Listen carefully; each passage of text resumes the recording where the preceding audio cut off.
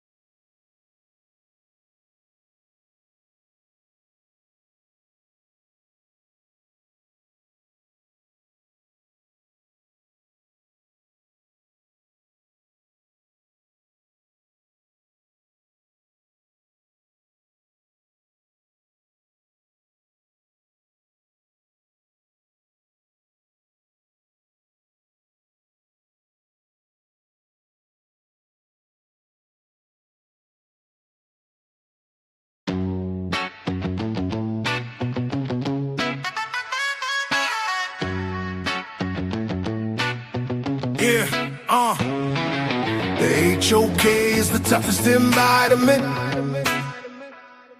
and or at your own risk is the toughest environment. The HOK is the toughest environment. Yeah, stay strong, don't cry. It's the toughest environment. Yeah. No handouts here. You have to earn your respect.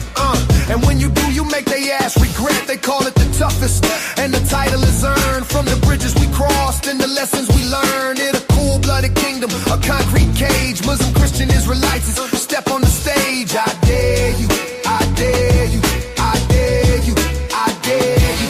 In a cold-blooded kingdom, sa.neter created. HOK, where you can't fake it. The HOK is where you fight back. No room for error, no window attack. It's a masterclass, how you handle the heat. Where the pedigree is written on the concrete streets. Toughest environment, yeah, we know the score. Locked in on debate and asking for more. The HOK is the toughest environment. Enter at your own risk is the toughest environment. The HOK is the toughest environment. Stay strong, don't cry. It's the toughest environment. Yeah.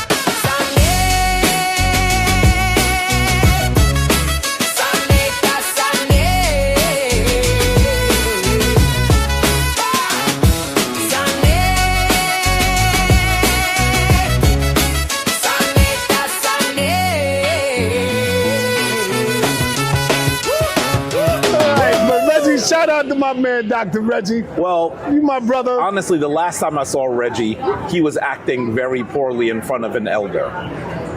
And that very elder had to tell him that what he was doing was wrong. He brought a person who is an expert in our language, the ancient Kemetic language, to come to your channel. And that person, Reggie didn't know that I was his student. Because Reggie assumes he knows about Jabari Osaze, but he does not. And so that person asked me personally to come on. And when I came on, Reggie behaved badly. So badly that it embarrassed the elder. The elder told me that he struggled to sleep that night.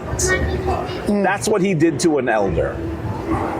And so the last time I saw Reggie, he behaved badly. So if Reggie come up with a good topic, would you take the challenge?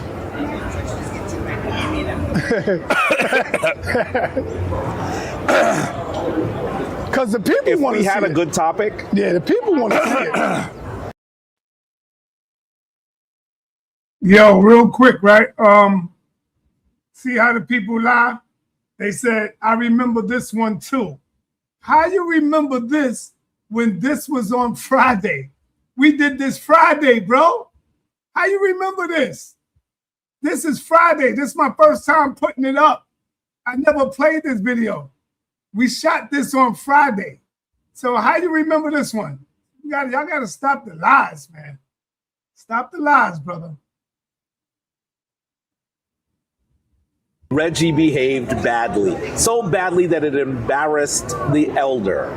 The elder told me that he struggled to sleep that night. That's what he did to an elder. And so the last time I saw Reggie, he behaved badly. So if And Reggie that's a come up shame. with a good topic, would you take the challenge?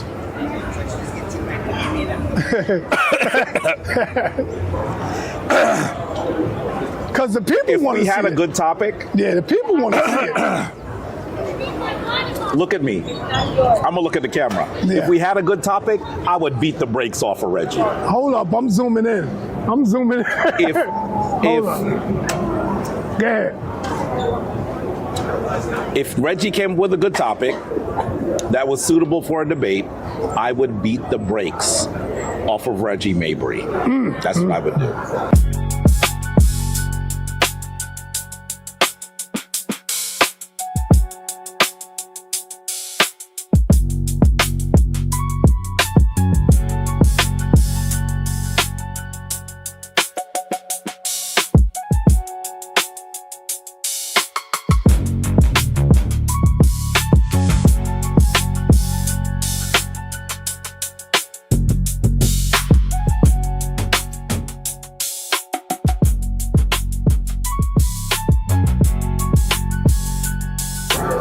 All right, we live, man. We on, man. Peace and blessings, everybody. I already know what it is. I'm sitting here Peace, family. with the man I call the Floyd Mayweather. And hey, Jabari, I think it's good if we was to do a show where we would have like maybe 3 Hebrews, 3 Christians, or whatever. 4 Hebrews, 4 Christians, and you be the only one there, and they just coming at you with mad questions, but you will be allowed to answer every one without interruptions. That would be good I'm ready for that. for this. Yeah, I want to set that up. I'm ready for that. I got to set, and when I got off the line, they was like, yo, Saw, they was hitting me up. I'm down with that, Saw. Please, Even I want people talking smack yeah, I in want the to be on. comments? Yeah, I want to be on the panel, We'll Saw. see what Please. happens. So We'll see you what know happens. they talk that talk. Yes, they but do. let me ask you this. I'm gonna ask you a few questions, man. Yep. Is the Holy Land located in Northeast Africa or the Middle East? What would you say about that? Well, let me first stipulate that when you say the Holy Land, Right. I'm assuming you mean the land that many Christians and Muslims believe is the Holy Land. I don't view it necessarily as a holy land, but I recognize it's a holy land to them. And for them to say that it's Northeast Africa, I think that we have to recognize that it is certainly close in proximity to Africa. The people who were in those places were often under the control of Africans, had relationships with Africans. But on the same token, it is somewhat of a distinct space as well. So I'm going to give you an unsatisfying answer, yes and no. But the other thing I'm going to say to you is the term Middle East is a racist term. You How won't hear so? me use it. It was developed by the British because they had this far-flung empire, and they wanted to essentially describe their holdings in reference to their location. So they had the Far East, they had the Middle East, and they had the Near East. You have to ask, east of what? They are saying east of them. Thank you so much, Queen. You're welcome. There we go. Yeah. Nate, Junior, Thank you, sister. you're welcome. So you're never going to hear me use, as much as I travel to the region, you're never going to hear me use the word Middle East. I will call it sometimes the Mediterranean region. Right. You know, we know that the Kemetic people called that large body of water the Waj Wur, the Great Green. But I'll call it the Mediterranean region, but you won't hear me use the word Middle East. Oh, okay. In that regard. Unless I'm trying to explain to people what area it is, then I'll remove the word so that I don't have to say it. Can one follow the laws of Moses while honoring the ancestral veneration? When you say ancestral veneration, are you talking about whose ancestors? Our ancestors. I mean, African ancestors, I brother. have to say to you that the laws of the mythological laws that were created by the Hebrew people under a mythological, I do not believe that Moses is a literal, actual living person. Right. And I think that many biblical historians would also have lots of questions about the historicity of Moses. I would argue that the entire story of Moses was created to describe their dominance over the Kemetic people who had treated them very poorly. We know that none of that actually happened. And so I don't see how someone could actually say that they are going to celebrate the narrative of someone whose story is borne out in the murder of innocents. We know that the story of the Passover is the story of the murder of innocents. Right. In the biblical narrative, we talked about this before, sa.neter. Now, the first question you asked is an important one.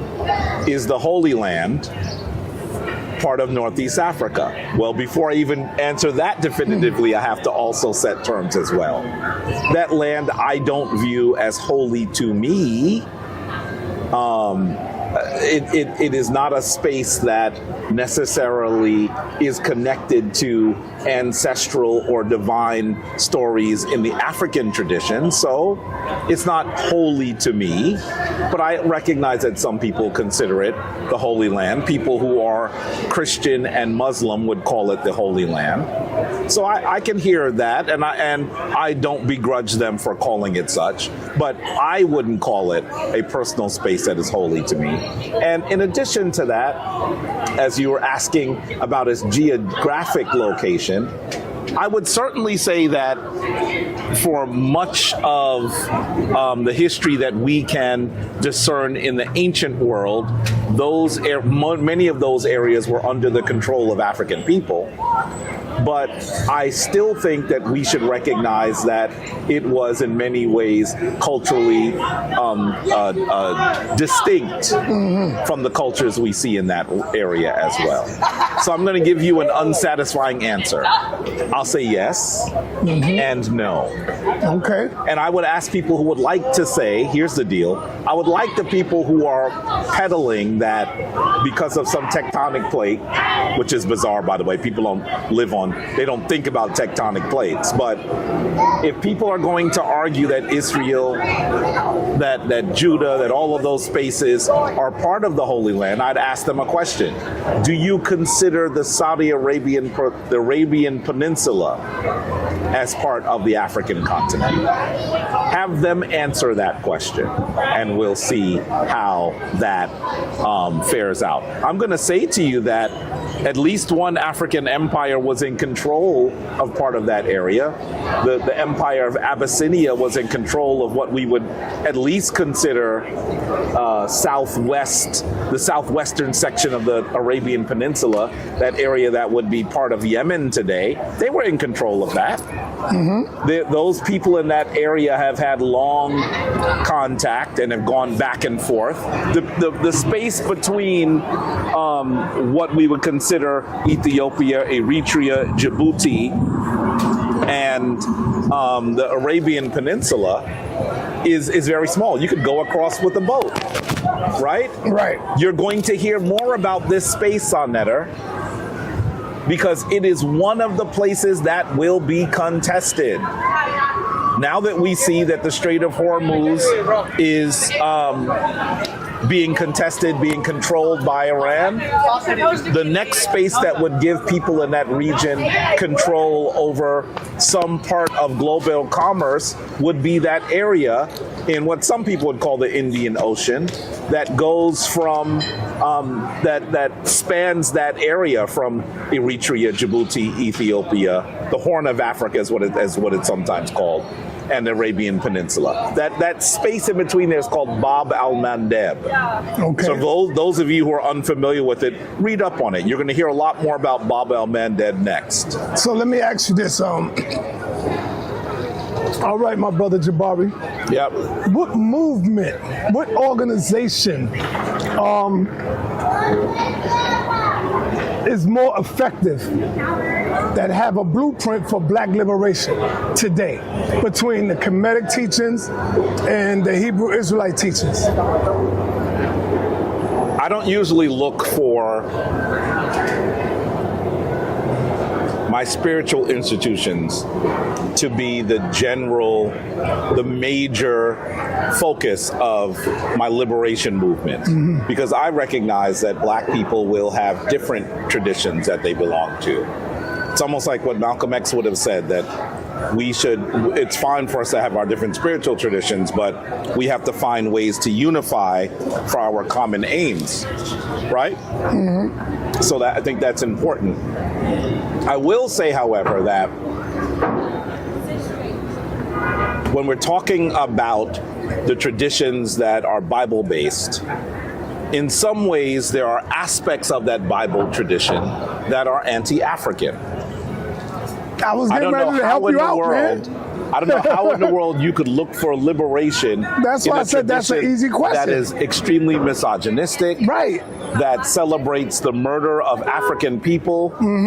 That don't see themselves as African. That even has negative commentary about people of African descent. Exactly. Our good brother Tazariak, he and I have come a long way. I would even say if I see him now, we'd be friendly. I mean, but the reality is he has his very specific ideas about people from the African continent, who I'm assuming they would call Hamites in most instances. Right. So if you have all of those feelings, it's hard to see how that tradition could assist in the liberation of Black people.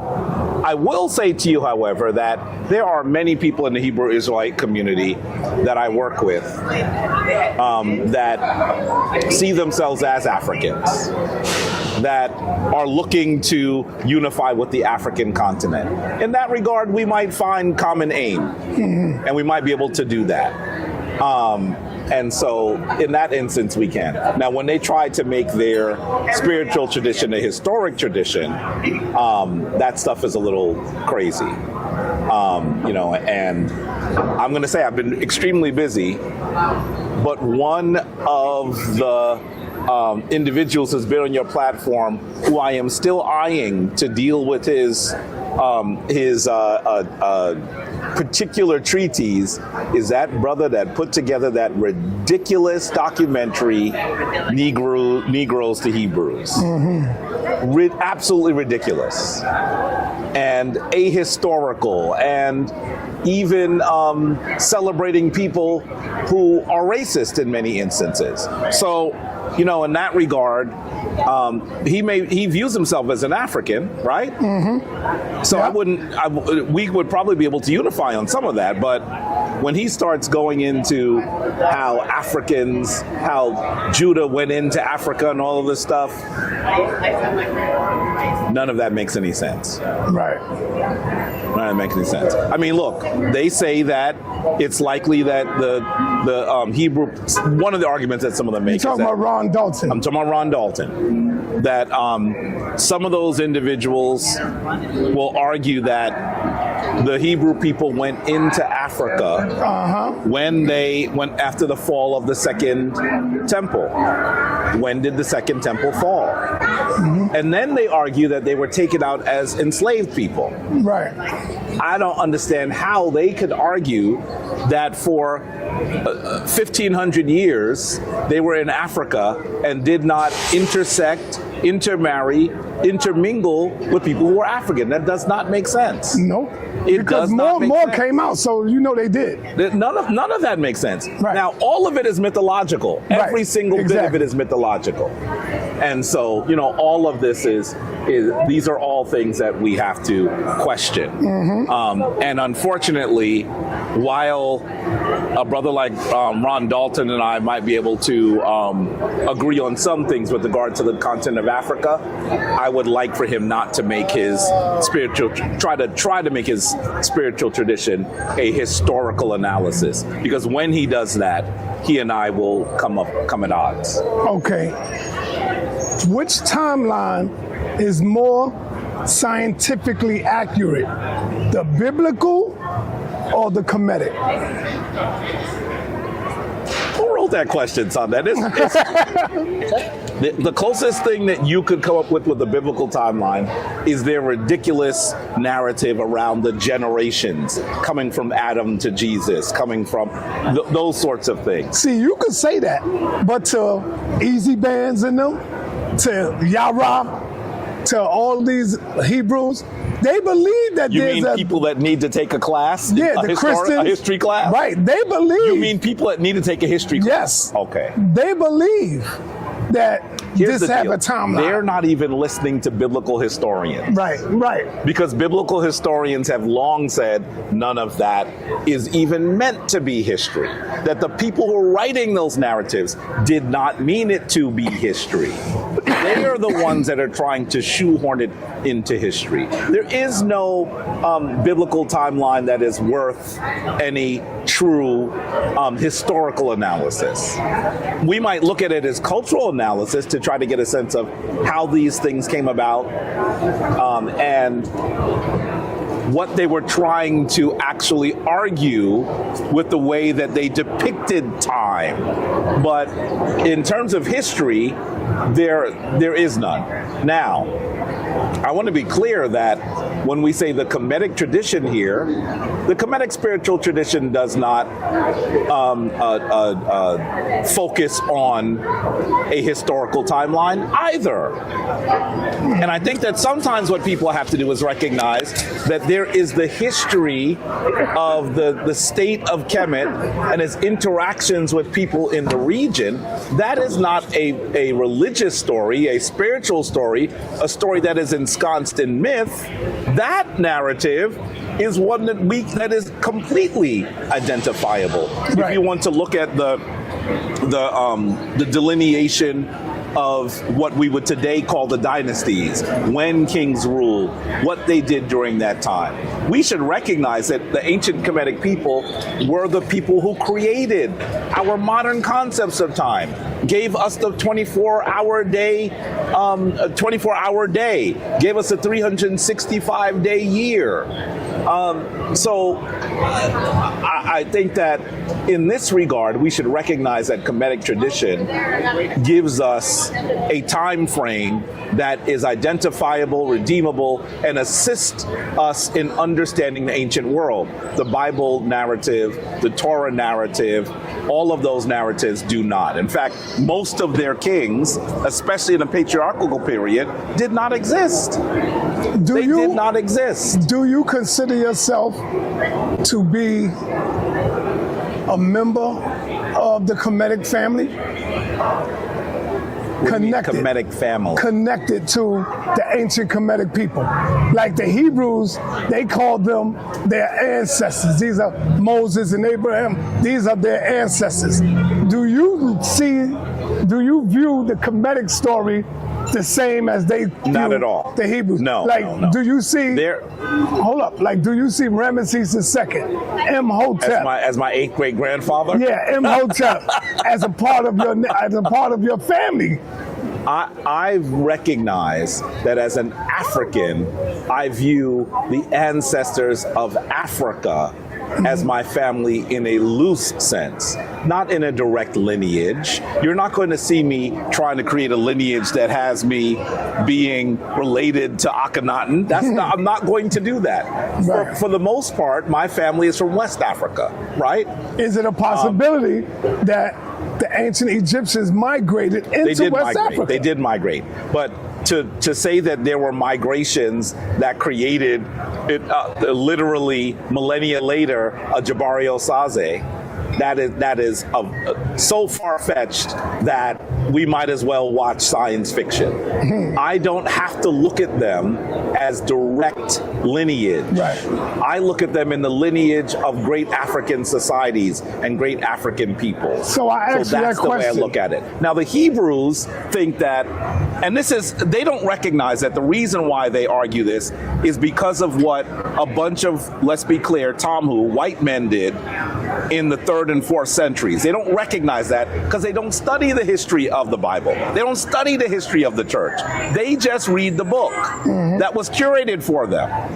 But the reality is that we should recognize that as we look at their story, they argue that if it didn't happen literally, historically, then it's false. If Jesus is a mythological character, then in their perspective, I'm saying that Christianity does not exist. If Moses is not a historical character, then there's big trouble.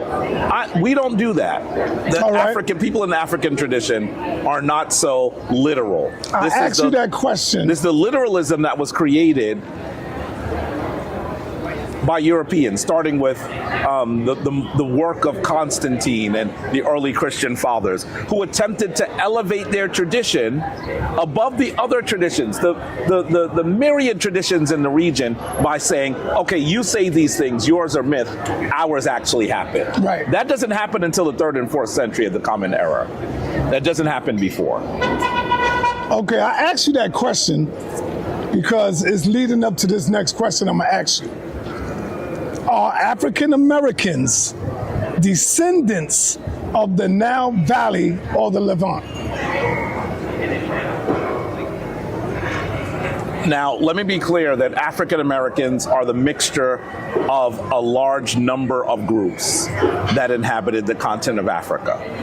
But most of our lineage, the overwhelming majority of our lineage will come from West and Central Africa, not as much from East or Northeast Africa.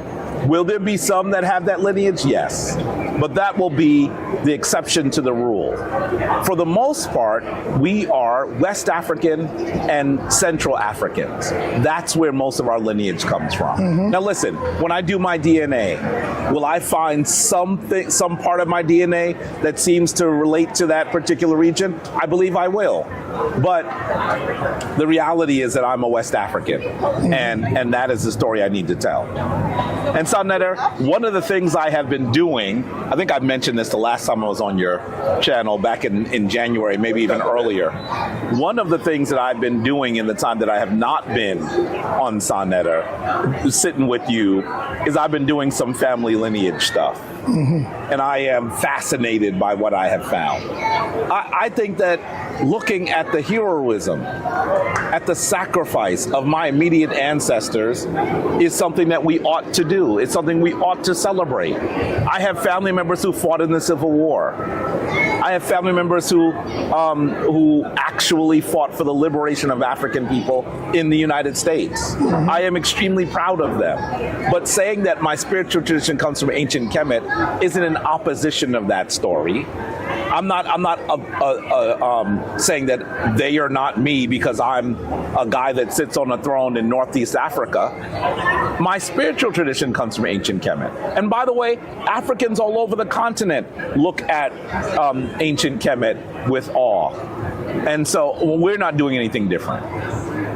Okay, this next question, to me, is a mythological question, but to you, maybe more literal, because you believe in the Creator.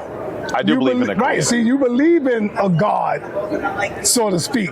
So the question I have for you is, who is the original creator, Atum or Yahweh? Yahweh.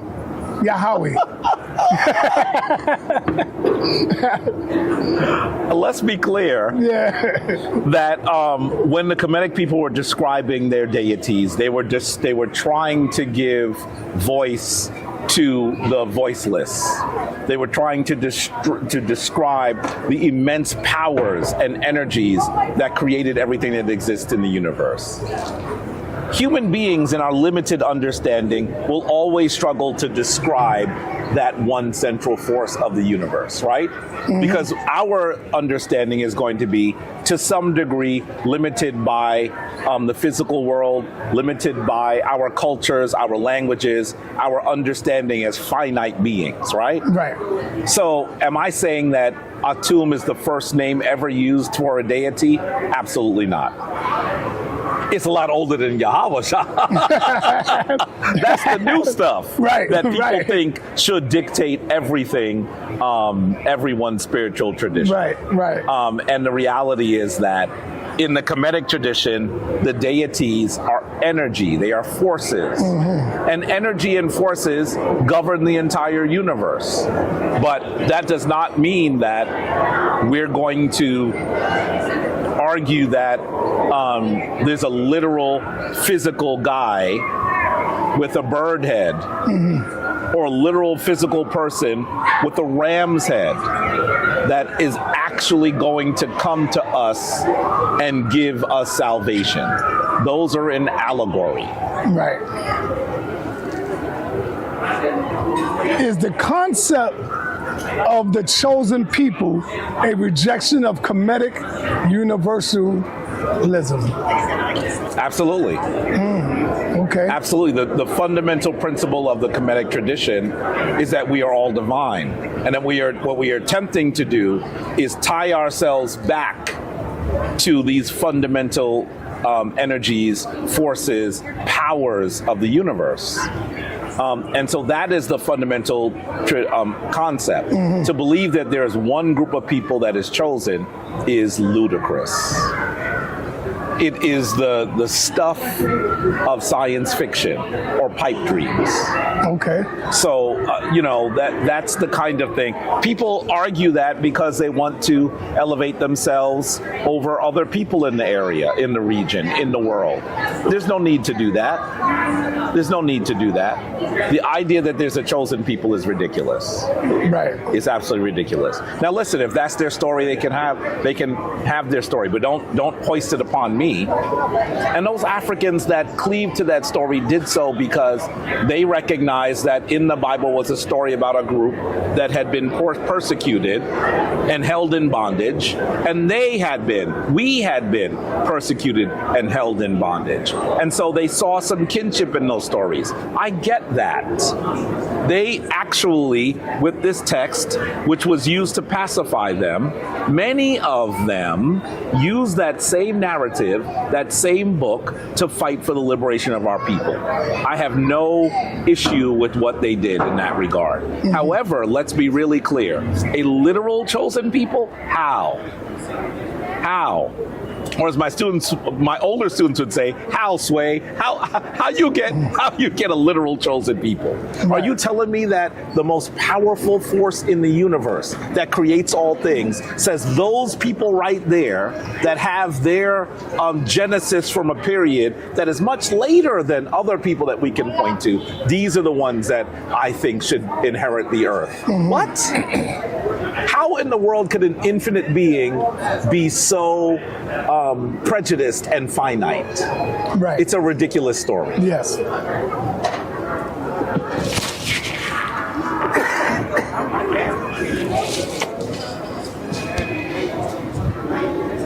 How does the Hebrew resurrection differ from the Osarian myth? I mean, there are lots of differences, and there are many similarities. Of course, I would argue, and I have argued even on your platform, that those similarities occur because the Hebrew tradition, and I don't even know if I want to say the Hebrew tradition, the Christian tradition, because if you believe in the resurrection of Jesus, you are a Christian. You are not a Hebrew. I would argue that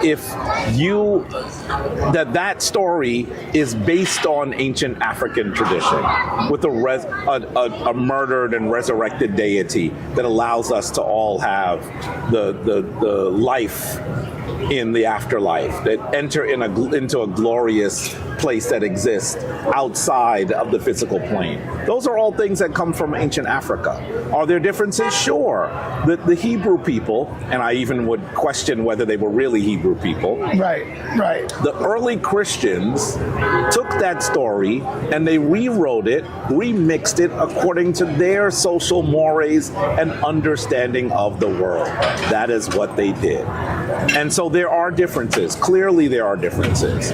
But those differences, I think, are not as important as the central theme at all. There is a central theme. The central theme is that death does not destroy us. And that concept comes from Kemet.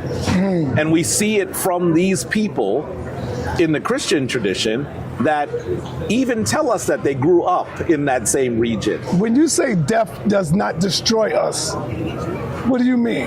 That we are more than these physical bodies. Okay. That after this form that you're seeing on your camera finally ceases to animate, finally gets to the point where it no longer takes breath, or makes coherent thoughts, or interacts with people in a physical sense, I will still exist. That I'm more than this physical body. You know, since you've been gone for a couple of months, taking care of your new situation here, Dr. Reggie, people been on the internet begging for you and Dr. Reggie, especially Brother Lai. Begging for us to do what? Especially Brother Lai, begging for this debate, man. It's all right, but Reggie, shout out to my man, Dr. Reggie. Well, you my brother. Honestly, the last time I saw Reggie, he was acting very poorly in front of an elder.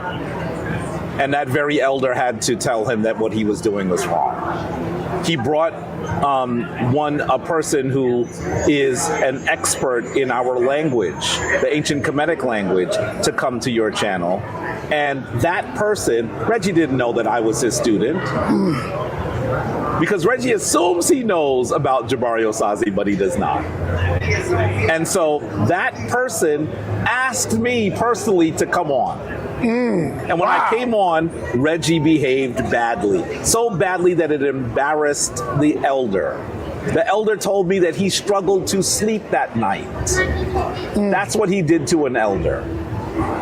And so the last time I saw Reggie, he behaved badly. So if Reggie come up shame. with a good topic, would you take the challenge?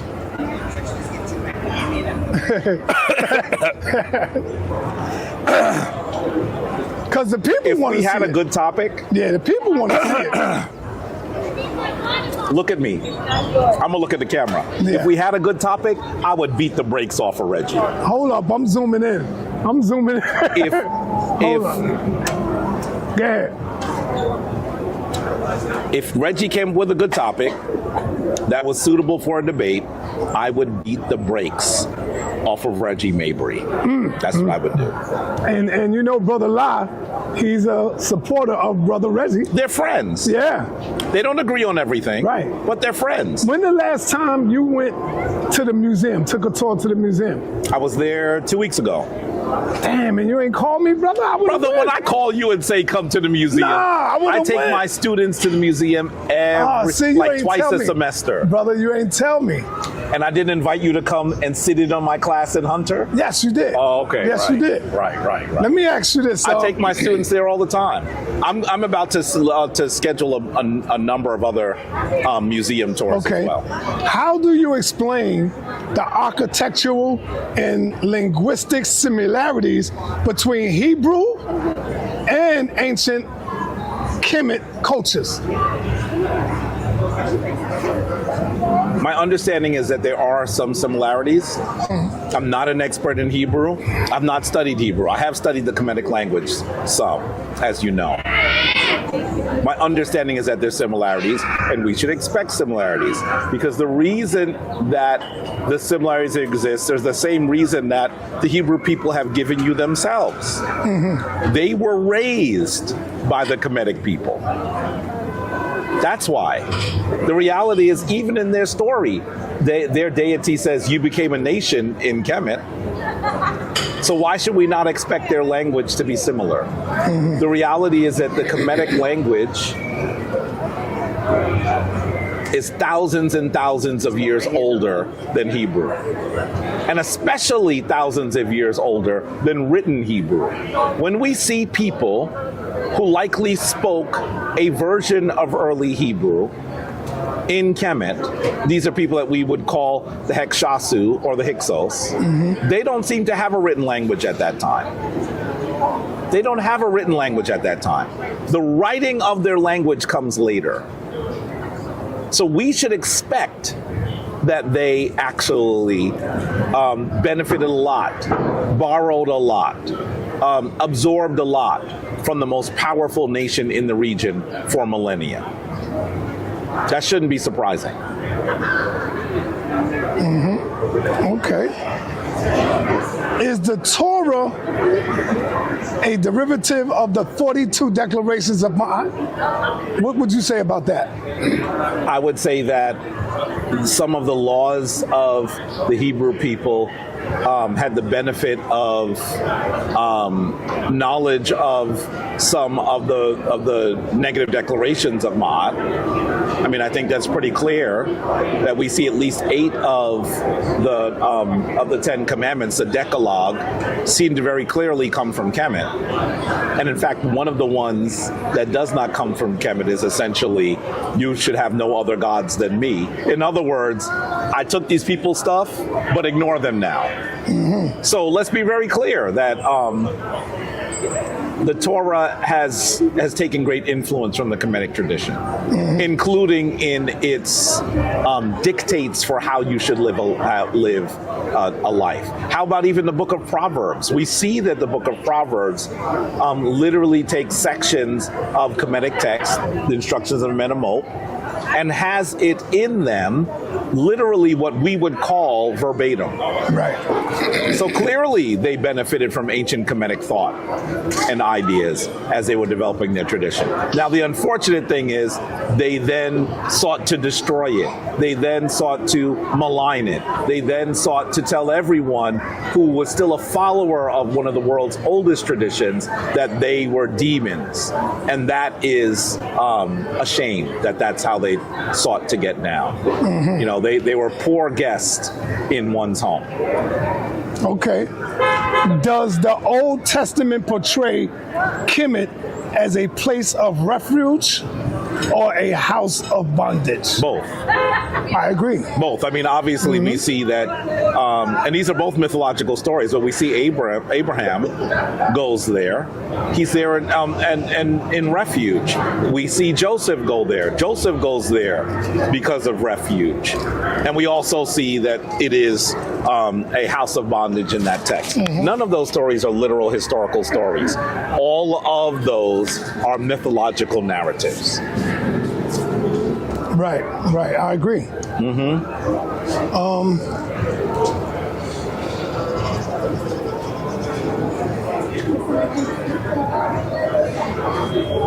Hold on for a minute. Let me get this. How do you defend Kemetic?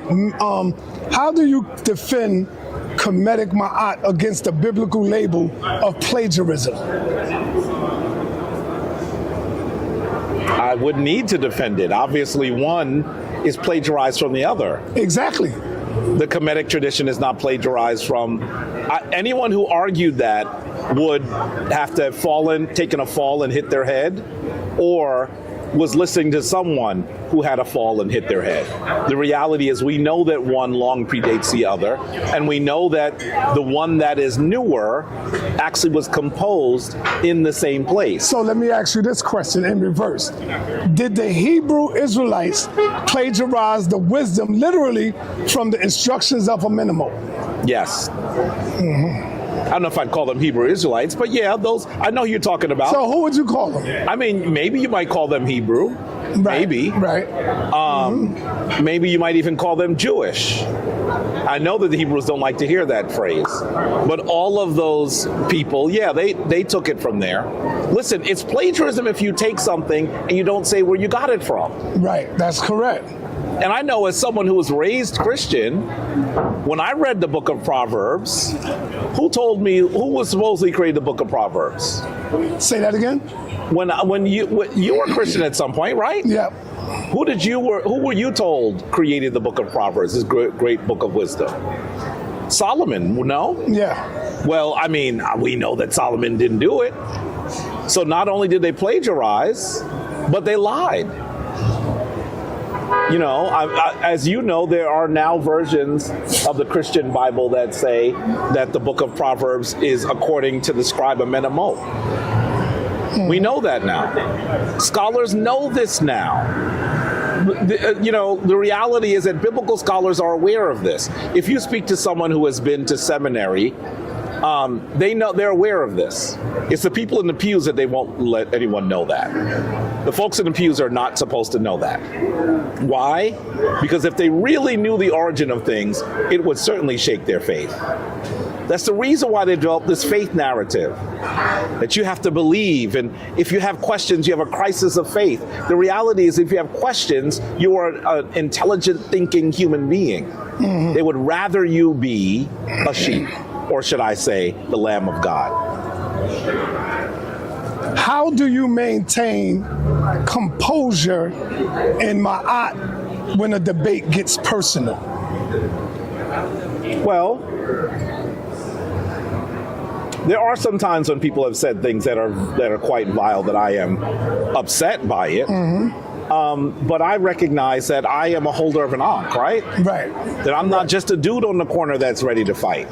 That I'm not supposed to be doing it. I'm not supposed to do that, mm-hmm. even if I'm in history mode at that time. So that's how I hold composure. I recognize that there's a way I'm supposed to behave. And I would hope that your spiritual traditions make you better, stronger, that you're trying to become the next and more advanced version of yourself. Mm-hmm. If it's not doing that, then discard it. You'd be better off watching TV than practicing those things that don't improve you. Right. What is your go-to strategy for neutralizing an aggressive opponent? I think I have a bunch of strategies. Most of the opponents I speak to are aggressive. Right. Uh-huh. I'm asking you questions now about the debates. Most of them are. The reality is I try to stay calm. I also have my intellectual jabs. The funny thing is that they can say the most ridiculous things. One small, slightly strategically placed intellectual jab will have them lose everything, which is always funny to me. They say the worst things about me, but if I say one little thing, they get really angry. So I already know I don't need to go overboard in order to neutralize them. But the reality is that I think the greatest thing that you can do in a debate to evince yourself is to stick with the truth, is to follow sources, is to make arguments based on those sources. Mm-hmm. And most of the people I'm debating don't do that. Right. Most of them don't. How do you refute a claim when the opponent lacks credibility sources? It's hard.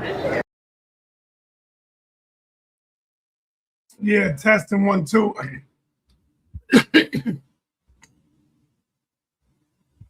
All right.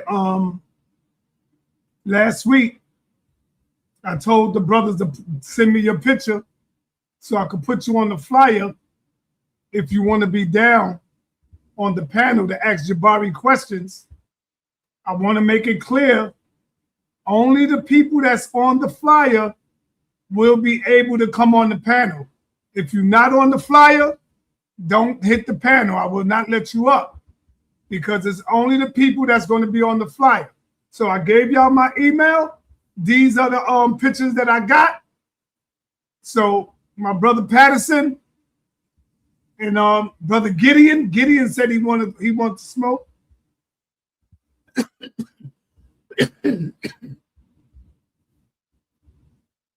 So if you're not sending the picture in, it shows me that you're afraid.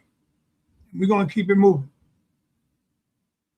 One of the things I love that you do, Jabari, is when you use your opponent's sources against itself. That's crazy when you do that. You do that all the time. I think that's one of your best jabs. And I'm going to tell you, it's hard. Uh-huh. It's hard because that means I have to read what they read, right? And they don't read anything. Right. So I have to hold myself to a much higher standard than they would ever, right? Mm-hmm. I have to read what they read, and they don't read anything. We were speaking with a brother last night who knew nothing about anything but was making arguments. Knew nothing about anything, hadn't read one text, hadn't even read Christian text, and was making an argument. So, you know, that's their standard, and it's unfortunate. I'm just hoping, now one of the things I have to say to you is, I follow the sources. And if you're going to make an argument, you have to have them. And I demand that if you're going to make an argument, you must present your sources. Now they're not doing any of that. He had the nerve to tell me this is what ChatGPT says. And you know, the reality what's wrong with ChatGPT? The reality is there's nothing wrong with ChatGPT if you use it correctly. Right. ChatGPT, like Wikipedia, should be the beginning of your research, not the end. That's like looking at a cover of the book and pretending that that is the source that you're going to use. And people do that too. People do that. You know that. Yeah. He did that too. This is my source. No, that's not how this works. What in the book helps you build your argument? And so that's a challenge. ChatGPT, by the way, even ChatGPT gives you sources. Yeah. You're sloppy if you don't even look at the sources they're showing you. Correct. If you look at the sources, you're going to see some of the sources aren't good. And you're also going to notice that AI does something else, hallucinates. It creates things where they don't exist. There's a man right now who wrote a book about AI that got called to the carpet because he used AI to write his book. How did people know that? How did people know that? Because when they looked at his sources, they realized, sa.neter, that the AI system created sources that don't exist. That's called hallucinating. Right. And so we have to recognize that these systems are not yet smart enough to truly gauge which sources are better or more reliable than others. And the other thing that we have to recognize is, as we are using these things, they point the direction where some of our research should take place. They don't tell us this is the end of your research. Here, do me a favor right quick. Sure. Pop this. Just pop it right in the two holes. Yep. Just push it right in there. Because you're going to hear that wind blowing. Yeah, it's I made a mistake the other day. It's getting windier and windier. Yeah. Okay. Yeah, you got it. Yep. Okay, let me ask you this. What role does emotional intelligence play in winning a logical argument? Well, I think that you have to have emotional intelligence not to allow someone's poorly sourced, poorly cited. You have to have emotional intelligence, period. Yes, but he's asked me emotional intelligence for a debate. Okay, I like debate. So I agree. Full stop. If you should have it for your whole life, really. Yes. Yes. All right, That's right, Queen. People's conversation. I was like, Thank you. That Thank caught you out there. Yeah. I was like, no, wait. Yeah. That one. You should have emotional intelligence for everything you're doing. That's what the sister's trying to say. Right. And I agree with her. In a debate, you should have emotional intelligence so that you know how to respond when you've taken a jab, right? People fly off the handle and go crazy.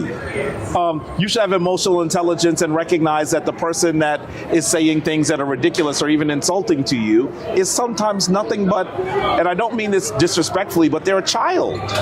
There were several times yesterday in our conversation with Easy Bands where I told him, I took the gloves off and I said, wait, I'm not going to go hard on you because it's clear you don't know what you're talking about. How am I, essentially the elder in this information, going to insult a child?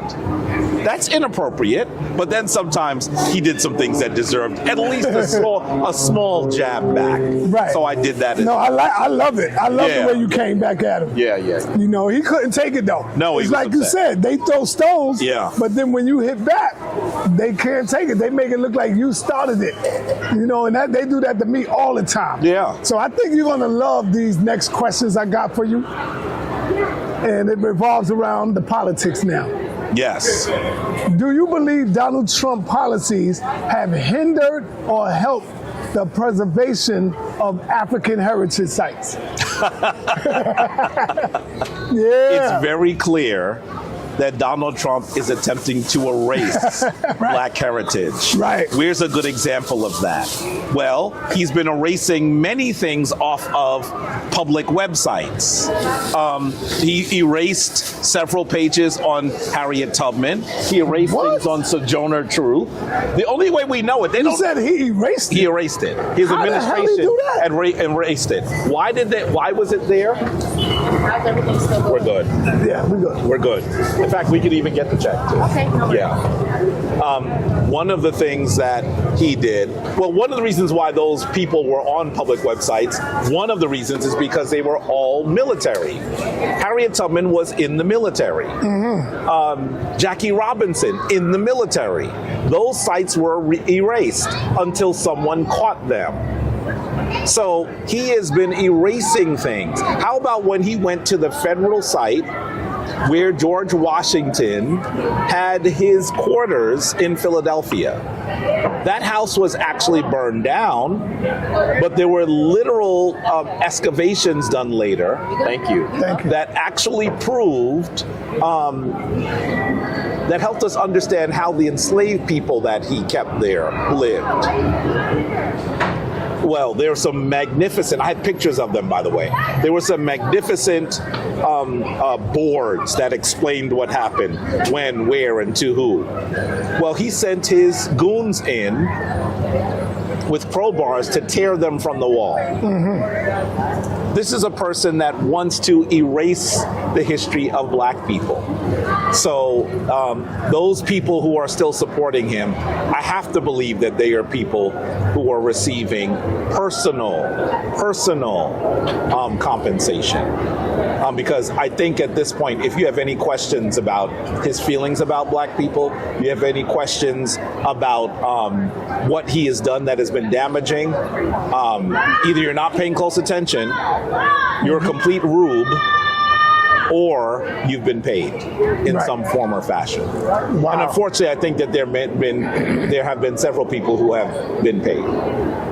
Now, we always hear how the Hebrew Israelites, especially to Zoriach, Zion Lex, they talk about how their laws affect us today.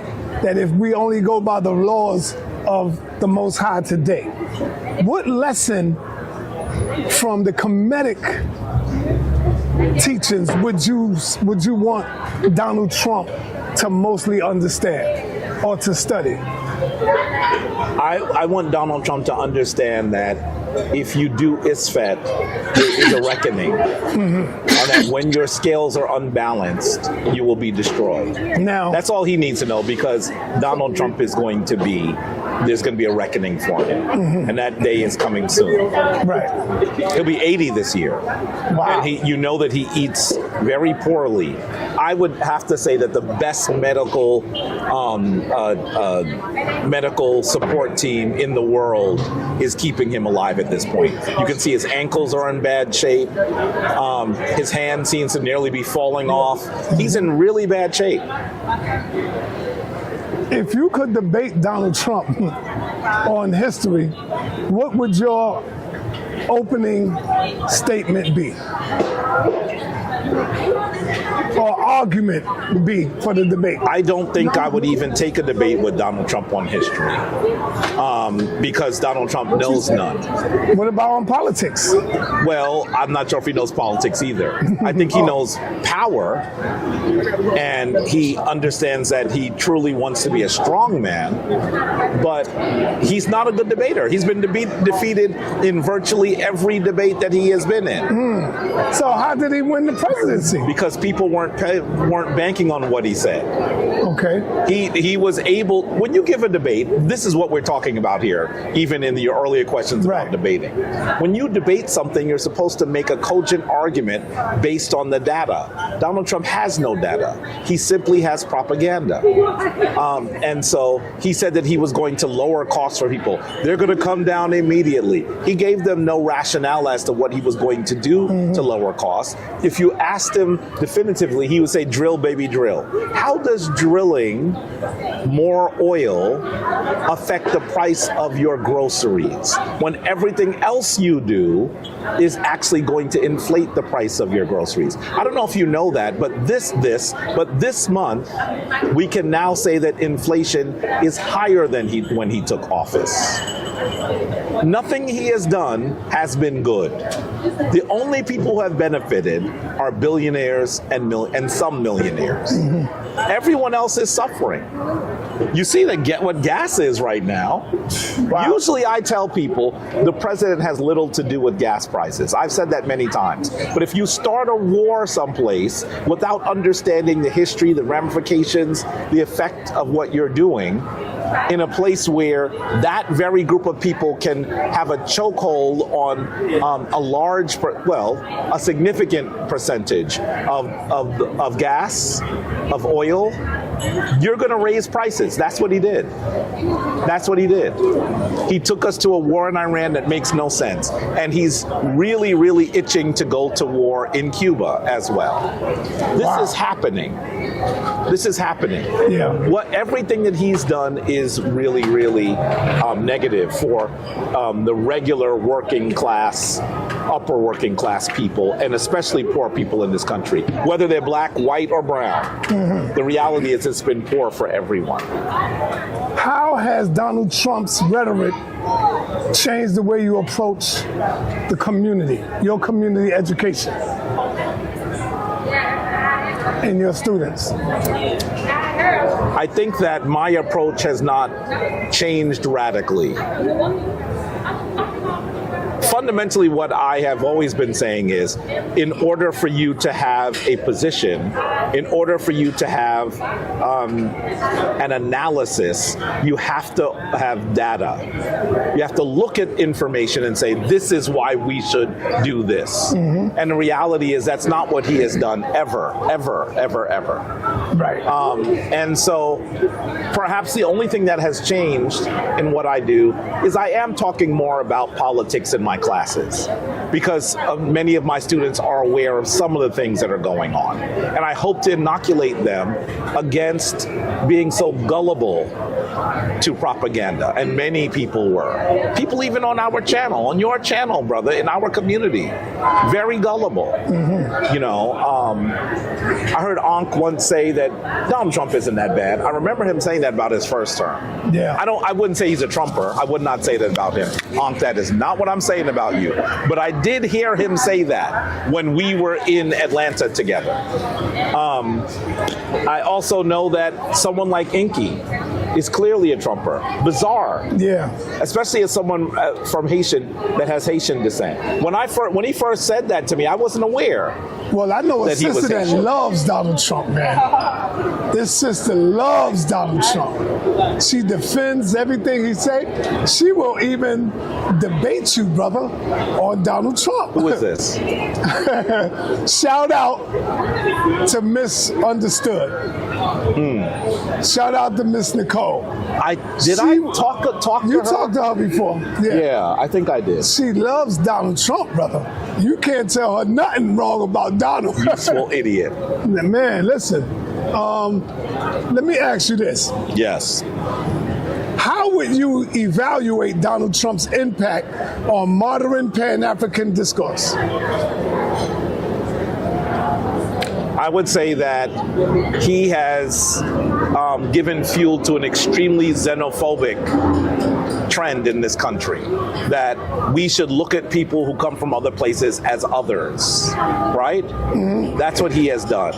And there are several people who have fallen for that, who actually would say that we should be talking and they'll use lots of different terms. ADOS folks, FBA folks should be working amongst ourselves, and that other people, they use horrible terms for them like tethers, other people are actually our opponents. So I think that the Trump period has led to some of that. And we have to be very aware of it. Mm-hmm. We have to be aware of it. We have to know that that's where it's coming from. The thing that's so interesting is, you know, he's arguing for his case for Americans. The reality is he's very clear he's not the president of everyone. When do presidents do that? Most presidents have not done that. Even people that I disagree with vehemently never would have argued that they were the presidents of some Americans and not others. Right. But that's what he does. And I think we need to be clear that his divisive rhetoric should not infect us from the nation building and the alliances that we should build across different communities. I hear black people calling people tethers. Yeah, somebody said that about you. I deleted them. Of course they did. In the chat. They will. Like, yo, get out they of will. there. You know, the funny thing is when they say that, I'm the guy that They call me a tether. Yeah, I know. Because I'm the guy, my father Puerto Rican. and my mother's from Guyana. But let's be clear, I'm the guy that can show you relatives that fought in the Civil War. Show you people who are in my direct line who fought in the Civil War.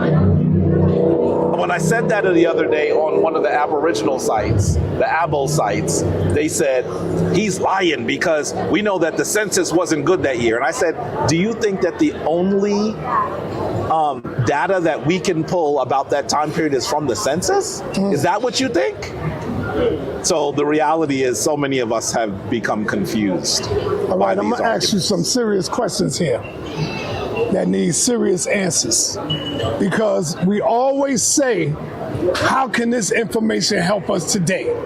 Studying Africa, learning about what Africa got. So I ask you, how can we rebuild communities using ancient African social structures? Fundamentally, that's the only thing we should be doing. We should be looking at our past to judge what our future should be. We should look at the best of us and attempt to build things that are in harmony with their legacy. And so I truly do believe that it is important for us to look at what we've done successfully and mirror and model those things in the modern day. The reality is the only people that say that history is not important are black people who have been brainwashed. Right. People around the world understand that history tells us how we got to where we are. That's basically what history is. It's that simple. History helps you understand how you got to where you are. And if you're a good student of history, you can read trajectories, you can read arcs, you can look at similar narratives and then figure out what's going to happen next. That's what history is. And that's the reason why powerful people would like to remove history. It's the reason why the President of the United States wants to remove black history.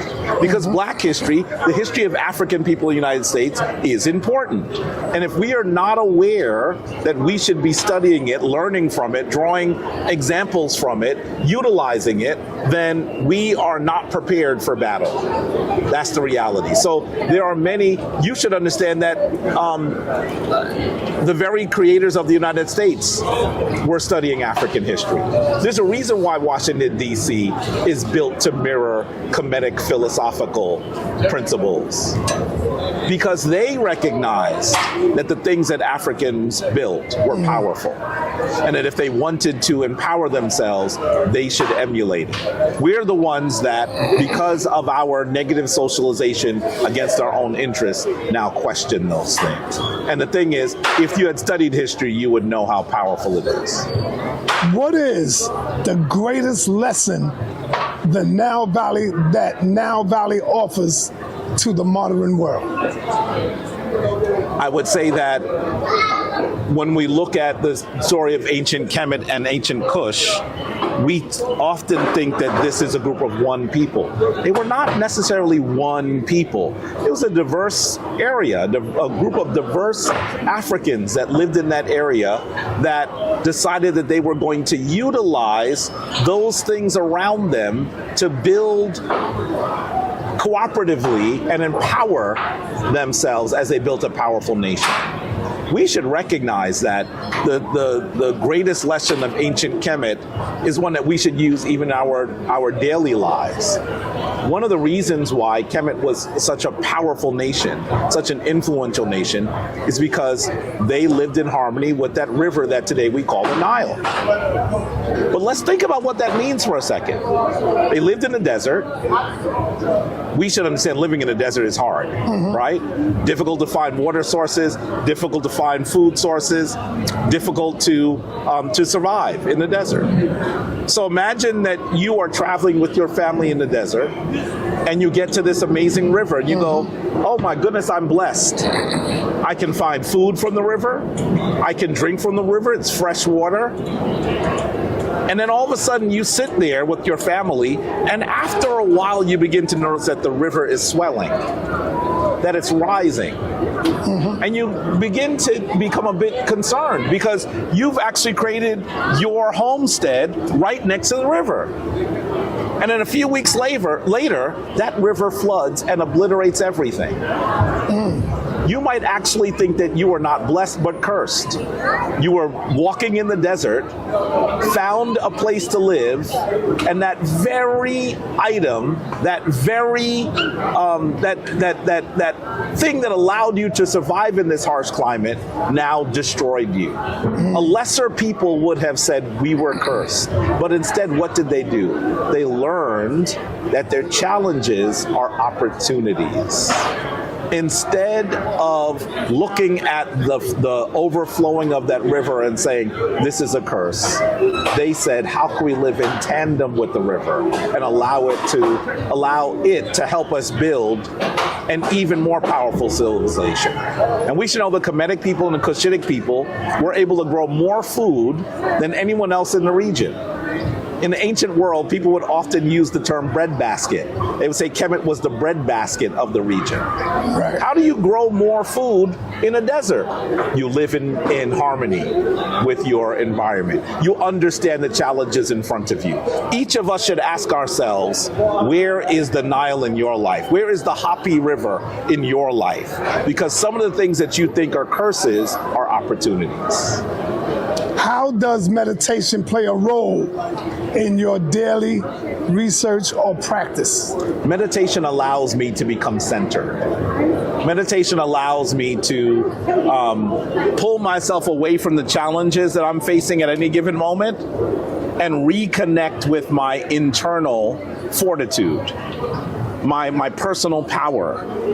So meditation is something I do daily. Meditation is something that helps me survive in difficult situations. It helps me remain focused so I can think more clearly. It helps me deal with the overly emotional response that I might have in a difficult situation. Meditation is something that everyone should try to do. And let's be clear, meditation, which some people thought was a bunch of new age malarkey, has now been proven to be scientifically valid. Yes. If you are a sufferer of high blood pressure or anything else, and you ask your doctor if you should meditate, they will tell you that the scientific journals tell you that it is something that you should do. I think you'll like this next question. What is the spiritual significance of your symbols you wear? Your symbols. Well, I wear a bunch of symbols depending on the day. Right. You might see that I'm wearing what's called the ujat, right? This is the eye of Heru. It is a symbol of wisdom in difficulty, right? This is the eye that was given to Heru when he did battle with his uncle Set. After his uncle thought he killed him, this eye allowed him That's bad to have right the there. wisdom to approach his challenging situation in peace and power. Right. And we know that each portion of the eye corresponds to a fraction. If I had a whiteboard right now, I would show it to you. But recognize that it is a really powerful mathematic and philosophic and spiritual symbol. I often have a lot of these because I have to maintain my thinking around how to be the most centered person in any environment. You'll also see I have a Heru Behudet on my hand. A what? Heru Behudet. In English, people just call this the winged sun disk. Yeah. But the name is Heru Behudet. And this is the symbol of Heru's victory over his uncle. The symbol of the power of divine balance over chaos, which we all face. And so when Heru wins the battle, he bursts into the sky in this symbol, the Heru Behudet. It's a form of Heru. And we know that this symbol has become so popular that there is scarcely a car company that hasn't used a version of it as its logo. When I say that, think of Chrysler, think of Mini, think of Aston Martin, think of all of these different powerful companies that have used it. You'll also see that I have Heru on my arm. Here's a symbol of Heru. The power of the divine world on the physical plane, the son of Asar and Ast. He is the one that has to mature and into his power, recognize who he is, and recognize that he is actually the victor instead of the victim. And so I certainly think that Heru is an important part of my experience. Heru is the deity that I think animates me. And I'll also say to you that I wear it on my right hand, as you can see, because I'm right-handed. And it's supposed to remind me to do sacred work every day. You'll even note that I have my Ankh, obviously. You know, my Ankh is important because it reminds me that I have my life in my hand and that I ultimately have to continue to be the author of my story rather than a bit player in a story that I am not in control of. Talk to me about the Ankh symbol that you have. Talk to me about that, because I be hearing, hold that back up. I be hearing so many different breakdowns of it. They all correct, but I be hearing different breakdowns. Like right now, you got something in the middle of it. The gold. Yeah, what is that right there, brother? This is actually my Kemetic name in what is called a Shen. The Shen. Some of you may know that when Napoleon took his scholars and soldiers to what they would have called Egypt at that time, and in the late 1700s, essentially what happened is they thought that these symbols should be called the cartouche because it was French for cartridge, and it looked similar to the bullet clip that his soldiers carried. So they started calling these cartouches. That is not the African word. The African word is Shen, which means eternity. And if you see closely, it has an image of Heru raising his father, the Jed, the symbol of the backbone of Asar, resurrecting his father, while the sun, the Aten Ra, shines on him and he stands in the water. This is actually a pictorial form of my Kemetic name, Heru, Jed, N, here's the water, Ma'at, see him holding a Ma'at feather? Yep. Aten Ra. And what is that at the bottom? This is water. The ball. No, all the way at the bottom. This is meant to be a version of an egg, a symbol of eternal and a potentiality. And Brother Samaj created that. Of course. That's a bad brother, man. Yeah. You'll even see that on the back, you'll see my name in glyph form. Oh, yeah. Heru, Jed, and Ma'at, Aten Ra. So it's the same as the front. This is in picture form, and this is in glyph form. Do you ever think we will have something like that again?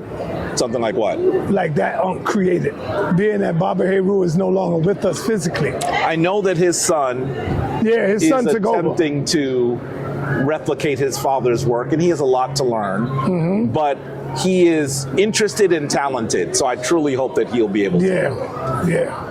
I truly hope he'll be able to. My entire Ankh is my name as well. You'll see, obviously you see the Heru Talons.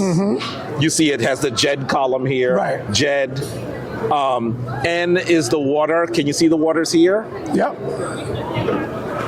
Yeah. Ma'at. Do you see Ma'at? Yes. The feathers. Yeah. I see it. I see it. Ra. That's bad, man. So the whole thing is my name, Heru Jed and Ma'at Aten Ra. Right. And I'm going to tell you that my elder, our elder, Baba Heru, I after receiving my name, after working with him to develop my Kemetic name, I also designed the Ankh. And you should know that he had great input in it, right? He suggested that we put Aten Ra at the top. Right? And so when I got the Ankh, that's one of a kind right and there. I carried it, I would feel the snake's head. It was a little uncomfortable. And I said, Baba, it's beautiful, but when I hold the top of it, the portions of the snake are a little uncomfortable in my hand. He said, I said, so it's a little hard to carry. He said, And I said, so, it would be better if it was more comfortable. He said, And I said, oh, that was intentional to remind me that carrying my life in my hand is not easy. Facts. And that is what that's a lesson my elder gave to me in giving me my Ankh. That's powerful right there, brother. I think I'd text my wife. Yeah. To say I was eating, I was with you.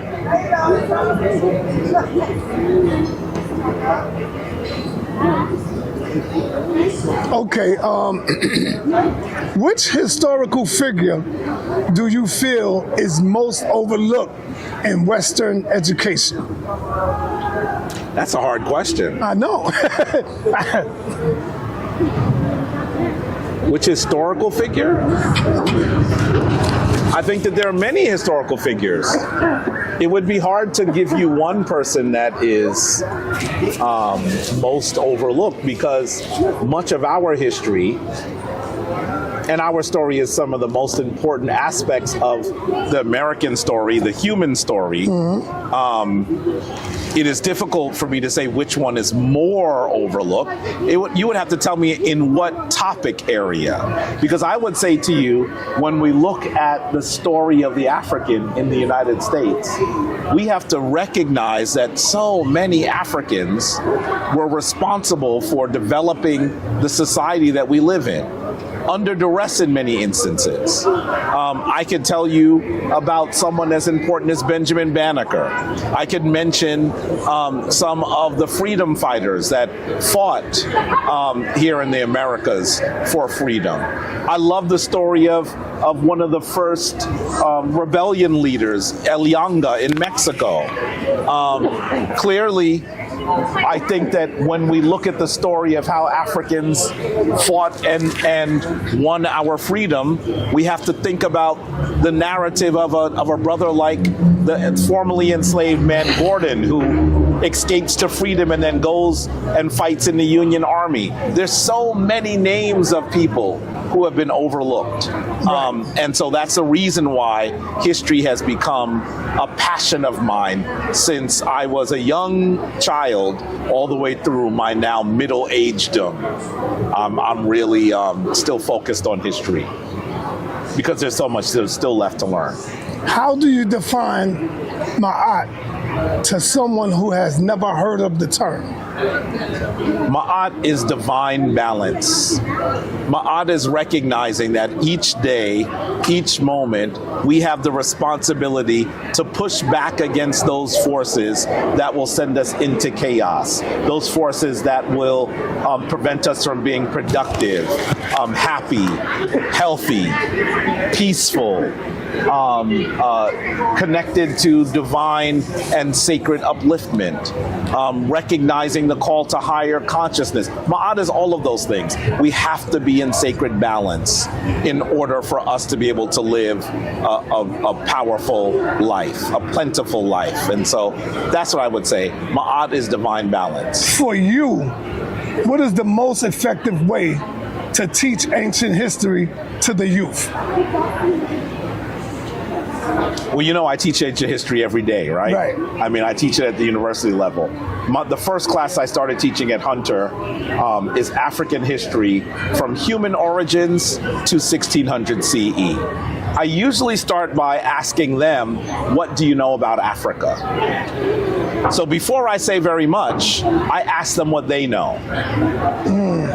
Unfortunately, I don't get many answers because there's very little that they know.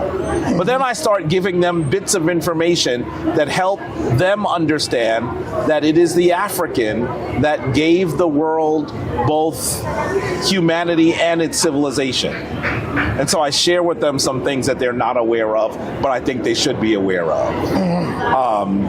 I talk to them about the origin of mathematics and science and spirituality and architecture and all of those things. And as I do that, they become more engaged and familiar. I'll say to you that every year my classes, I teach 2 classes now, are highly rated. So my students really enjoy the class. I try to make it very interesting and multimedia. So they're not just hearing from me, they see pictures and images and video. And, you know, I ask them questions and we enter into a dialogue. So in many ways, I try to keep it interesting by keeping them engaged.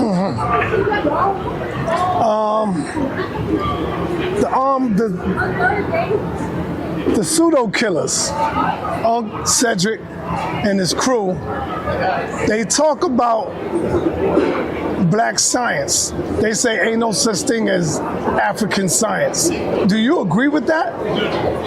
But they talk about black science? Yes, because Sekou now have joined on board with them when it comes to that talk right there.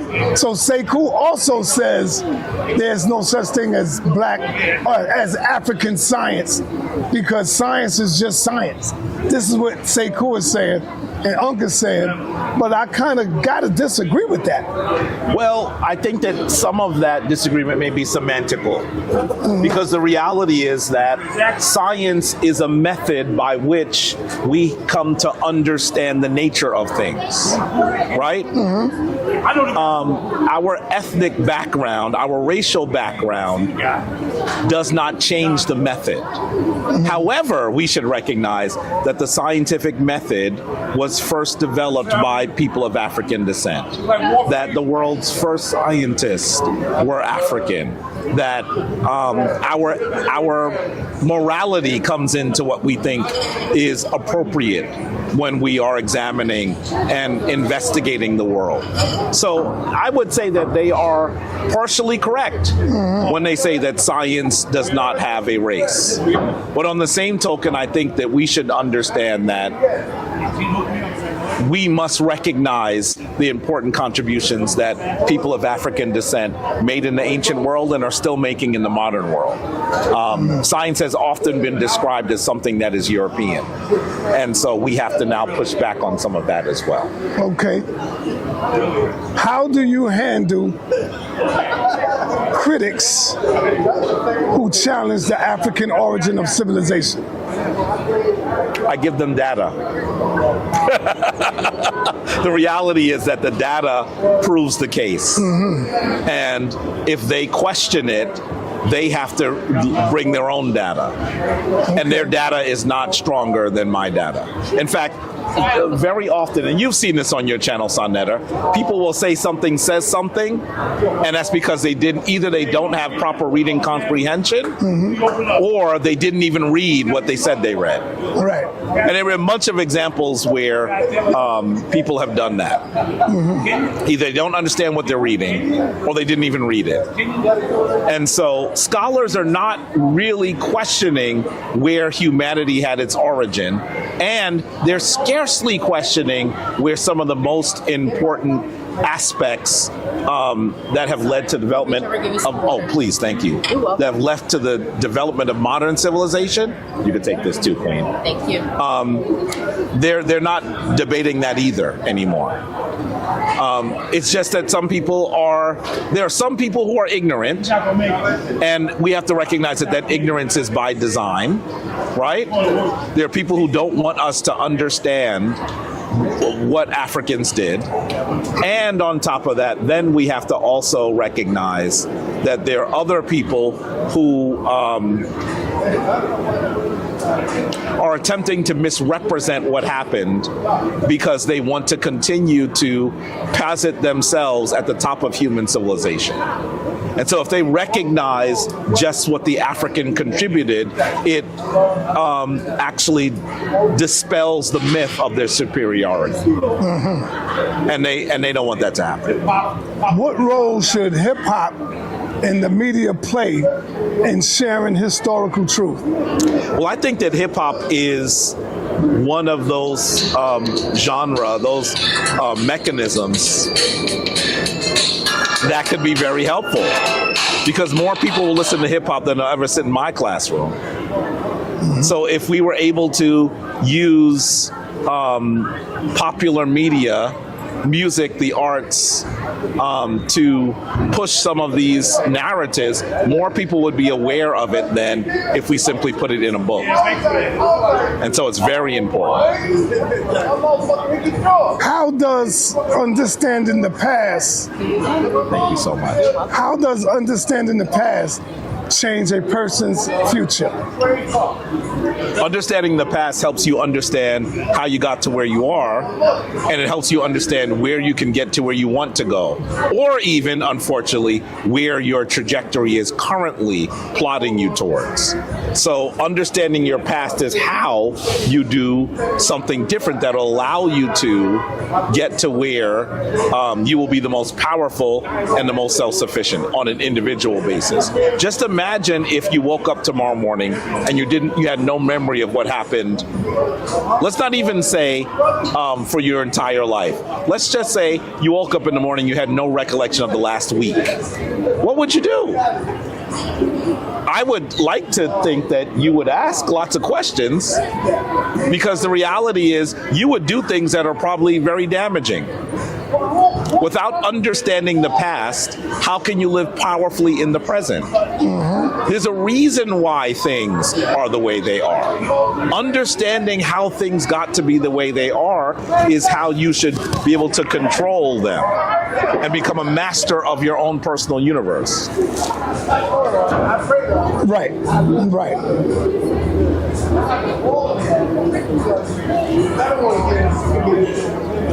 All right. How do you want your teachings to be remembered in 50 years from now? Your legacy, your impact? I hope that as I am,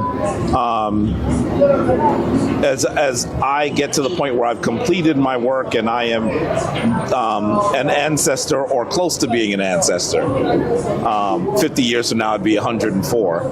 I have family members that have lived that old.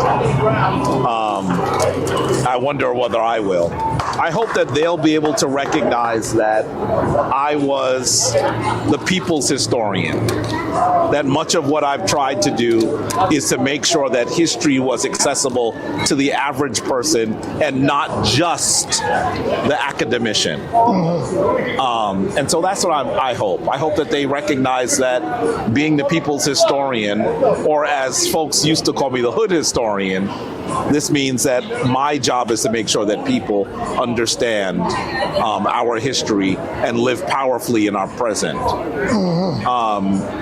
That's what I hope. That's what I hope. Who would you say was your toughest opponent in debating?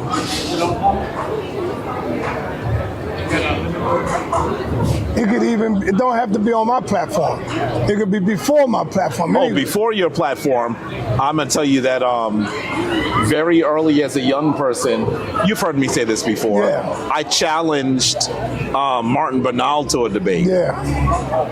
And he wiped the floor with me, boy.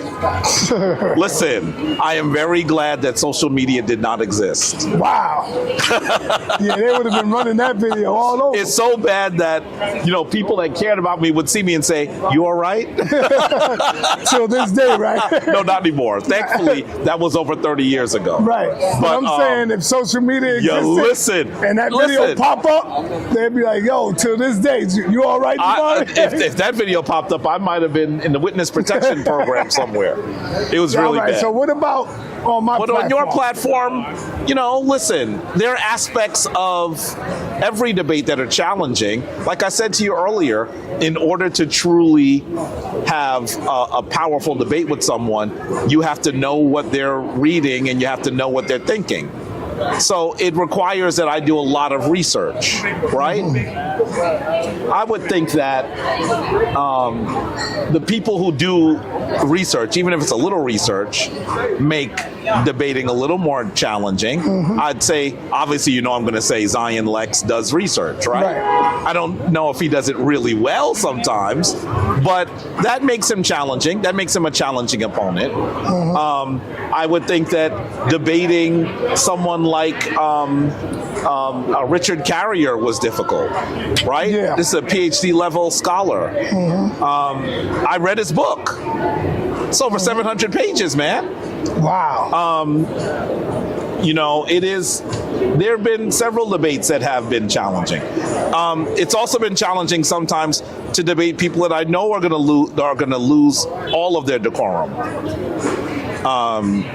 People that don't go away. You know what I mean? There have been several reasons why debates have been difficult for different reasons. But those two are people that I would say have been challenging. But there are others that I've had challenges with as well. I think that many people in public don't do adequate research. And they simply pretend that they've done adequate research, right? And so that's always challenging. How can younger brothers and sisters navigate today's HOK toughest environment? Well, because they get up in there, questions is coming from all over, What they should do is, the first thing they need to do is know that they should be reading and researching and studying. And if they're trying to, sometimes people want to debate simply because they want to be the best, right? There are many people that have approached me to debate, and I can tell they're only debating because they want to be the best, right? There's nothing wrong with wanting to be the best, but how about you do the research and the study, right, and then you debate? Don't just debate because you want to be the best. Debate because your research causes you to have a substantive disagreement with someone based on the data. That's not something that I hear very often. Last night, and I'm going to think about last night because that's the most recent conversation, it wasn't a debate, it was a discussion, right, but we were talking with someone who hadn't read anything. Nothing. He had read nothing. And so I don't know how people think that they can have a debate. I told him he was articulately ignorant, because I don't know how you think that you can tell me about my tradition when you've never seen my tradition, haven't read anything. You're telling me about my tradition. You haven't done any study whatsoever. None. What do you think we're doing when we're doing a debate? You think we're just trying to sound nice? Right, yeah. That's what they do. It's just, it's bizarre. It takes a lot of work. sa.neter, you know how many times you have been upset with me because I said I was going to do a presentation or have a debate and I'm not ready yet? I don't think people know that, but that's because you got to do the work. You don't just jump up because you think you sound good. That's not good enough. in closing, I don't want to close out yet, but do you have anything you would like to add to this that we ain't talk about? There's a lot that I'd like to add. I'm gonna be teaching a class this summer publicly. You know that I've been teaching at Hunter for, I think this is my 4th year now. And as I said to you earlier, I want to be the public historian, and I continue to try to reach toward that lofty aim, right? So I'm going to be teaching publicly this summer, and I want people to know if they want to study, for example, the history of Africa, I'll teach that class, and I may even teach African American history this summer as well. If there is a topic in history that you'd like to learn about, reach out to me and let me know. I'm going to be teaching this summer publicly. Right. I have another question for you. Yes, go ahead. Let me ask you, what is the most misunderstood aspects of ancient Kemetic spirituality? There are a few. One of them is that we have many gods. I think that is a misrepresentation of the reality that African people believe that the divine force is everywhere and in all things.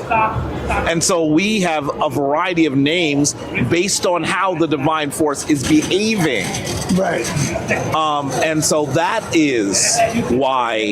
one misrepresentation I think I often hear. I often also hear that we worship the dead, that we worship the sun. None of those are true. That we worship cats. There are all sorts of misrepresentations that I hear, and they're common. They're common. So those are the kinds of things that I hear. Let's not even talk about the racial or ethnic background of the Kemetic people. That's something that I hear as well. When are you going to the museum again? I haven't scheduled another trip to the Met yet, but we should schedule something. Yeah. Because people are asking. Yeah, I agree. I haven't gone and done a tour of the Brooklyn Museum in a while. I've never been to the Brooklyn one. Are you serious? Yeah. We need to schedule a tour of the Brooklyn Museum. Because it can't mess with the one we got here in Manhattan. No, the Brooklyn Museum is not as large. Right. But every museum has different pieces. So they fit together. The Brooklyn Museum has really important artifacts there. Oh, okay. Really important artifacts that are not at the Metropolitan Museum. So you have to go there. I've always told you you're supposed to come to me to the museum in Pennsylvania. You haven't done that yet either. Nah. No. So all of these are things that we should do, sa.neter. Right, I agree. So I'm going to be doing that this summer. I'm probably not going to be traveling to Africa this summer. Next year is when my trips will resume. So I'm going to be doing lots of public teaching. So I want everyone to look out for it and to reach out as I do. Okay. Any last closing remarks? Yeah, family, you know that I actually was away from sa.neter Studios for a while. Some of you have been saying, what's wrong? Did you and sa.neter have an argument? Ain't nobody never say that not to me, there. They say it to me. Oh, wow. Why are you not on there? We miss you. What's going on? And I said, listen, I've been busy. Right. I thought I'd be away for a few weeks. I didn't know it'd be a few months. Yeah. I'm back. All right, I'm gonna cut this off. Yeah.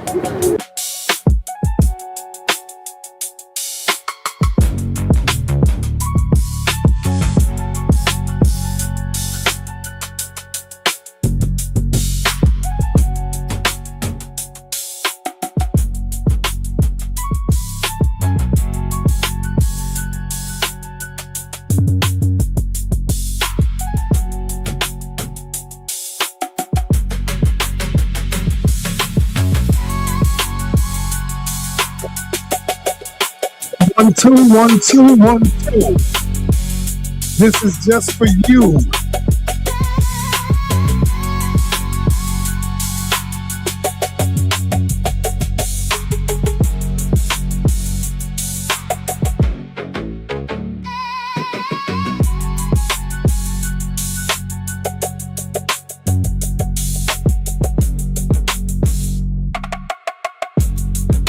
Yo, listen up, man. Listen up, man. I want everybody to listen up, man. This Thursday is going down. This Thursday is going down. If you're not on the flyer, you can't stick around. So I already sent out the memo. I sent out the information. If you want to get on the flyer, you got to let me know. This Thursday at 7 o'clock this evening, Brother Jabari will be on the hot seat. All questions must be answered. All right? But he will be able to ask questions as well. So I want y'all to all know that. And I'm not here to help him. He's standing on his own. And so I don't see Umar Muhammad, where you at, Umar? You ain't send me nothing. Brother Gideon, you ain't send me nothing. You know, where y'all at? Now y'all running. See, that's what y'all want to do. You just want to be in the chat and y'all want to talk y'all mess. But now when it's time, you got him right where you want him. You got him right where you want him at. This Thursday is going down. And then I think I got the title wrong because it's really basically saying the same thing. Are the netters real but not literal? I got to get the title right. I want to make sure I get it right. But this is just the flyer. But we will have other flyers coming out when we get that date ready, when we get the economics ready that my brother, Dr. Reggie, is expecting. So I'm going to need y'all help on this one. If y'all want to see this debate, y'all got to come through. You hear that, Brother Lie? You got to come through. I'm not going to be coming out my pocket all the time. This is for y'all. So if y'all want this powerful debate, and we doing it live, y'all. We doing it live. We're going to be doing it live. So if you are unable to make it into New York City, there will be a live stream going up. There will be a live stream going up. We either might be in Brooklyn or I got to keep it in Harlem. So I just got to find a place. And the places in Harlem, they want that cheddar. That should cost money. You know, so it is what it is. If y'all want that smoke, come on out and show love. Yo, anybody want to come in and talk about it? Anybody? Yes or no? I'll drop the link. Yeah, Patterson talk all that mess. But Patterson is scared to death. He ain't sent me no picture. My brother Patterson ain't sent me no flick. So I go, Patterson, send me a picture, brother, so I can put you on the flyer, man. If you're not on the flyer, you can't come in on the panel. The link is in the chat, man, if y'all want to holler at me. I'll be here for a couple of minutes. If y'all want to holler at me. Now, how you like me now? Y'all see my Knicks? Man, we ain't playing no games. We ain't playing no games. Y'all see my Knicks? Goddamn. Man, I had tears in my eyes last night. I couldn't believe it. I had tears in my eyes last night. I wasn't like, boo. No, the tears just came rolling down of joy.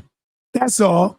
It was tears of joy coming down my face because we ain't had this. I ain't had this feeling like this about a game in a minute, man.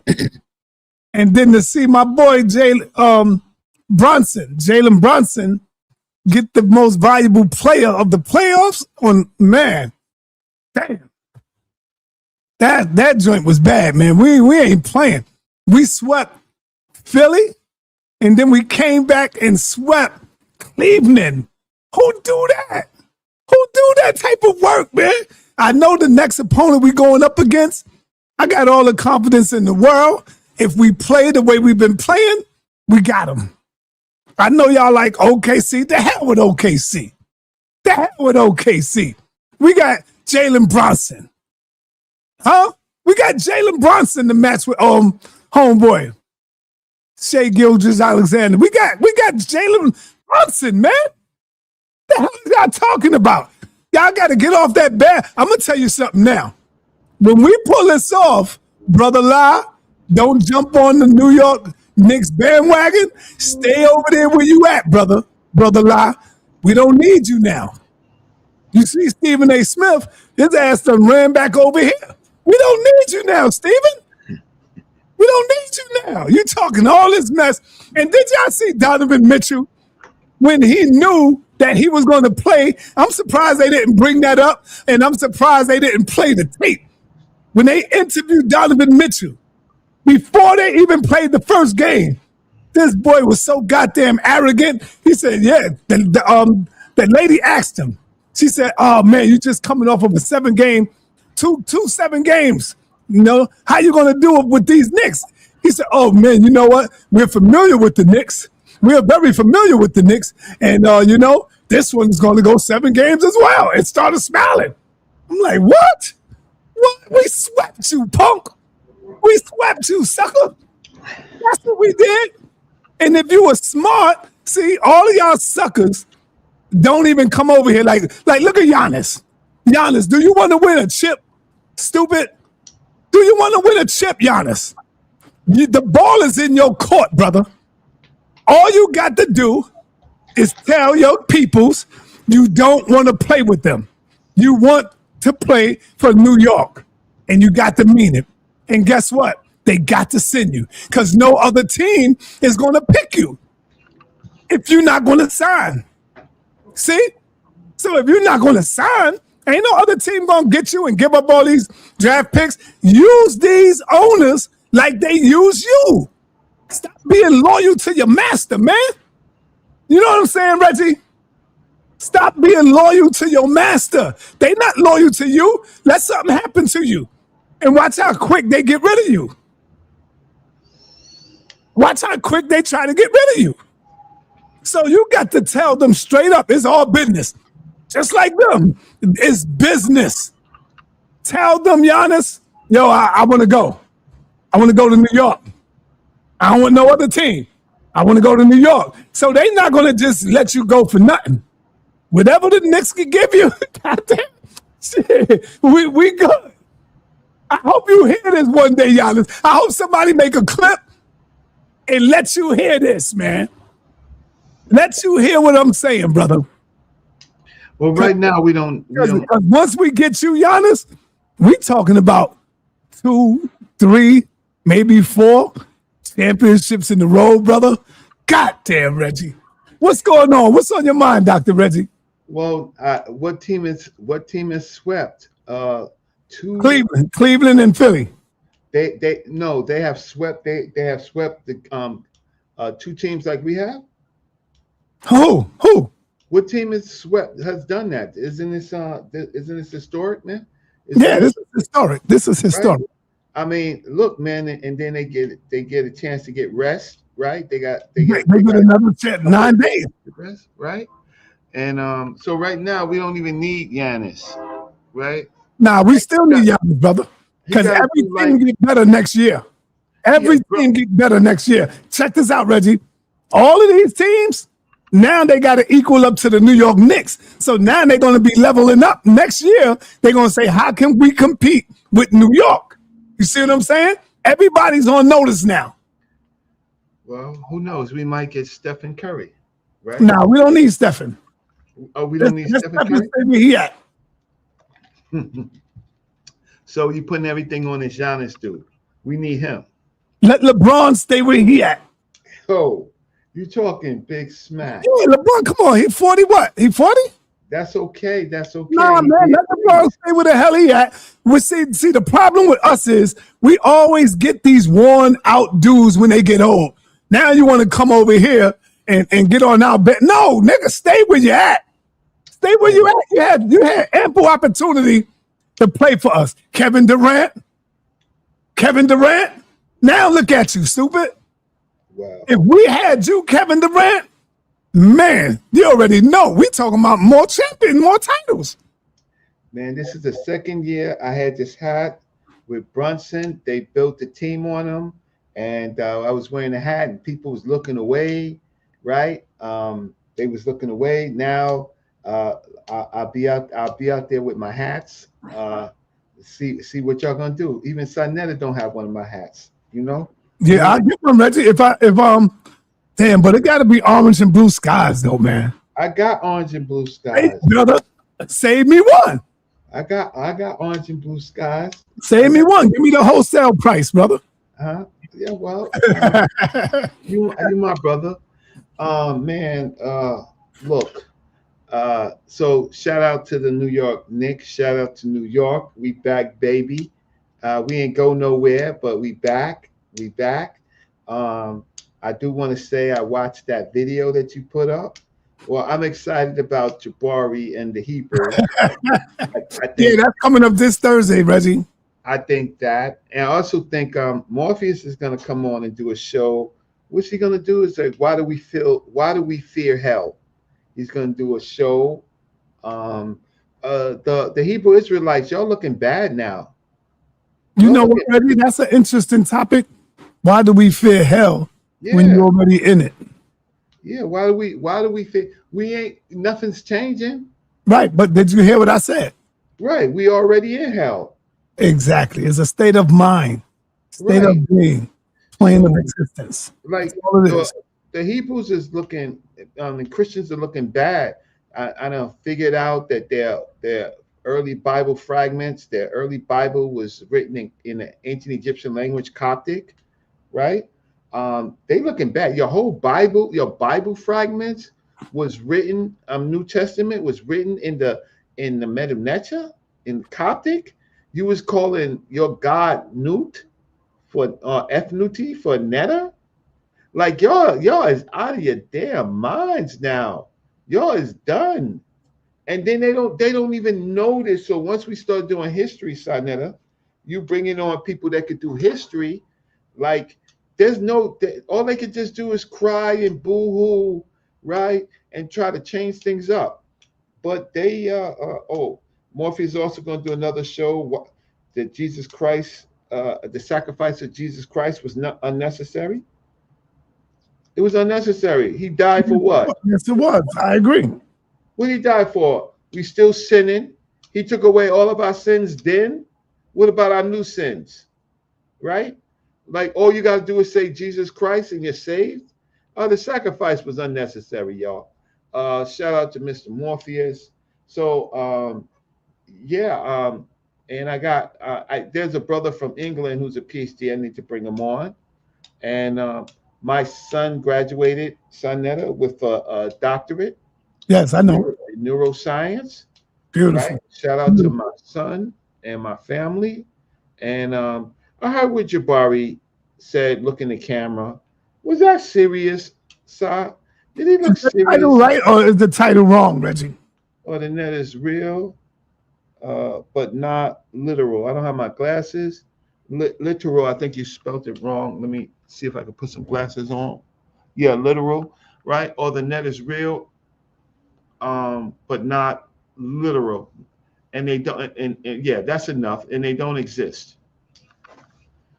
So that's fine for now for a flyer, right? But you think the wording is all right though? Yeah, literal, yeah. You don't want to put too much on the flyer, but Jabari said. I'm just talking about just that title right there, like. Yeah. Does that sound right?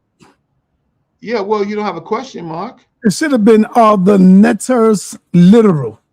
No, don't switch up on me. Okay. No, Jabari says the netters, or Jabari says the netters are real, but not literal, and they don't exist. All right, now you got to get on the phone with me tonight or tomorrow, brother, and talk to me about economics, the price, so I can start getting this money. You know my price. My price is. No, I don't know it, brother. Just tell me it's on the phone tomorrow. I told you, and then if you tell me on the phone tonight. That's all I'm asking you. Listen, man. What do you mean a place? I mean, a place in Brooklyn holds 75 people. Like, yeah. I don't know what that means. Garfield and Gorilla Hebrew debated there. Remember the bookstore? Nicholas? Yeah. Yeah. Well, I don't know if you got a huge turnout. If you got a huge turnout, Brooklyn is the whole of the home of the Comedics. Yeah, but that place is small. But the Yeah, I need to be able to breathe. The other place, yo, just Just for a few people, they want over 1,000. They want like 2,000 to 3,000, brother. Well, You know when me and Polite did the Hebrews on trial, the Kemetic on trial, yeah. they want 6,000 now for that space. Just to go in there. 6,000. That's crazy, Reggie. We might have to find a church. We might have to find a church. But 75 people, I can't even breathe in the room. We need more people. You want more people, you're saying? A bigger space. Yeah, bigger space. Yeah, I agree with you. We definitely need a bigger space. If they can't do that, then online. Nah, we got to do it live, brother. Y'all both in New York. Man, we got to go live. We got to bring back the live event. Yeah. Well, that's okay. But family, it is going to be whatever it's going to be. It's going to be hot in New York, and it's going to be hot in that place, and there's going to be a lot of boohooing and crying, and a lot of Kemetic unks waving, and jewelry, all of that hocus pocus, right? It's going to be a lot of that, right? I'm not gonna wear none of it. I ain't gonna wear none. Right, let me ask you, Dr. Reggie. You wrote in the chat. Huh? You wrote in the chat, and I had to take a screenshot of it. You wrote in the chat, brother, that you said say cool. 07 yeah. What's that right there? What that mean? 07 why? Oh, he's talking to somebody else. He ain't talking to me. Oh. Once he lies, I do things, ignore him or push him. Oh, punish him. I am going to punish him. Oh, yeah. Who are you talking about? I'm talking about anybody, Jabari, anybody. Oh my God. You gonna punish Jabari? Oh, he's already punished. Jabari's already punished. Like that's what he put up is not academic. How you gonna do that? You gonna reveal some sources here, or you gonna wait? No, it's embarrassing. I don't know. The netters are real, but not literal. Right? But not literal, and they don't exist. Damn, that's kind of harsh words right there. That you're gonna punish Jabari, brother. I'm gonna punish him. I'm gonna. The jig is up. The jig is up. There's gonna be a lot of crying. A lot of people unks crying. The jig is up. How could you say the netters are not real? The netters are real, right? But they're not literal. How could you say that? Like, I need people who went to college. Like it just doesn't make sense. So all the netters are real, but they're not literal. Like who I expect a Hebrew or somebody like that to make up a sentence that don't make no sense. Right? And he's still pushing the Talmud stuff. He's saying the Talmud or the white man. The Talmud is the Naphtaliah people. Why does he keep saying that? Where you get that from, Reggie? Oh, you got to know geography. You got to know what the Tichenor people is and the Temei people, the Talmud. The Talmud people are in the Western Desert. What language is that, the Talmud? The Talmud is a name the ancient Egyptians gave to the people in the Western Desert. Those are early groups that came from the Green Sahara into the Western desert, into Central Africa.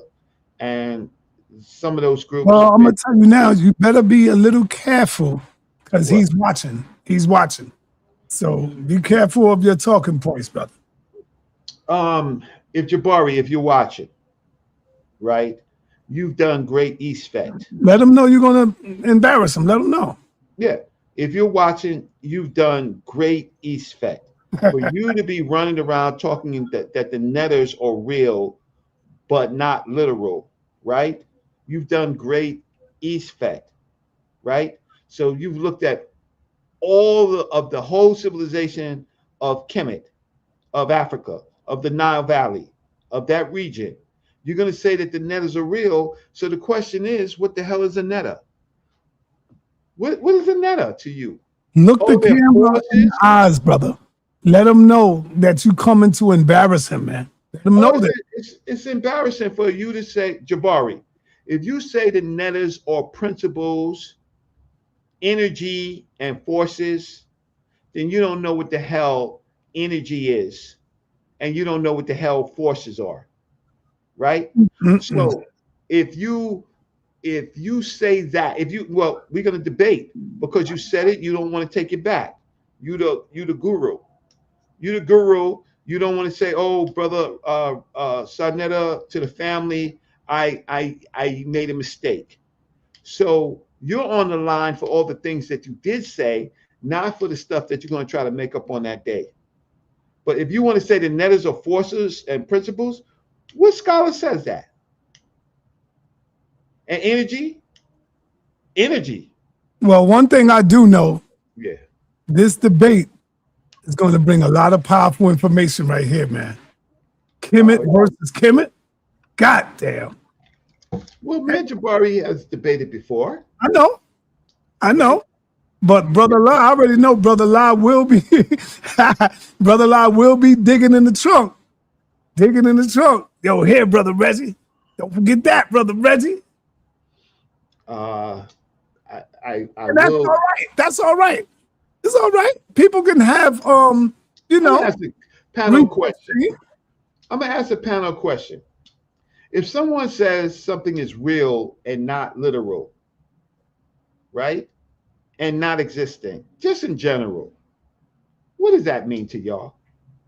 You know, that's word salad to me. Right? I mean, you don't have to go to college, you don't have to, it's just using basic information. This basic word usage. The netters are real, but they're not literal and they don't exist. Who talks like that? Hey, brother, peace to you, Revelation. What up, brother? Peace and blessings. I have to run. I wish I didn't have to, but I came on just to tell Reggie congratulations about his son and all that good stuff. And the truth is, Reggie's kind of right. The reason I'm saying that is because when I saw the title for the debate, I was like, how is this even, is it real? But then it's not literal. It doesn't exist, but it's real.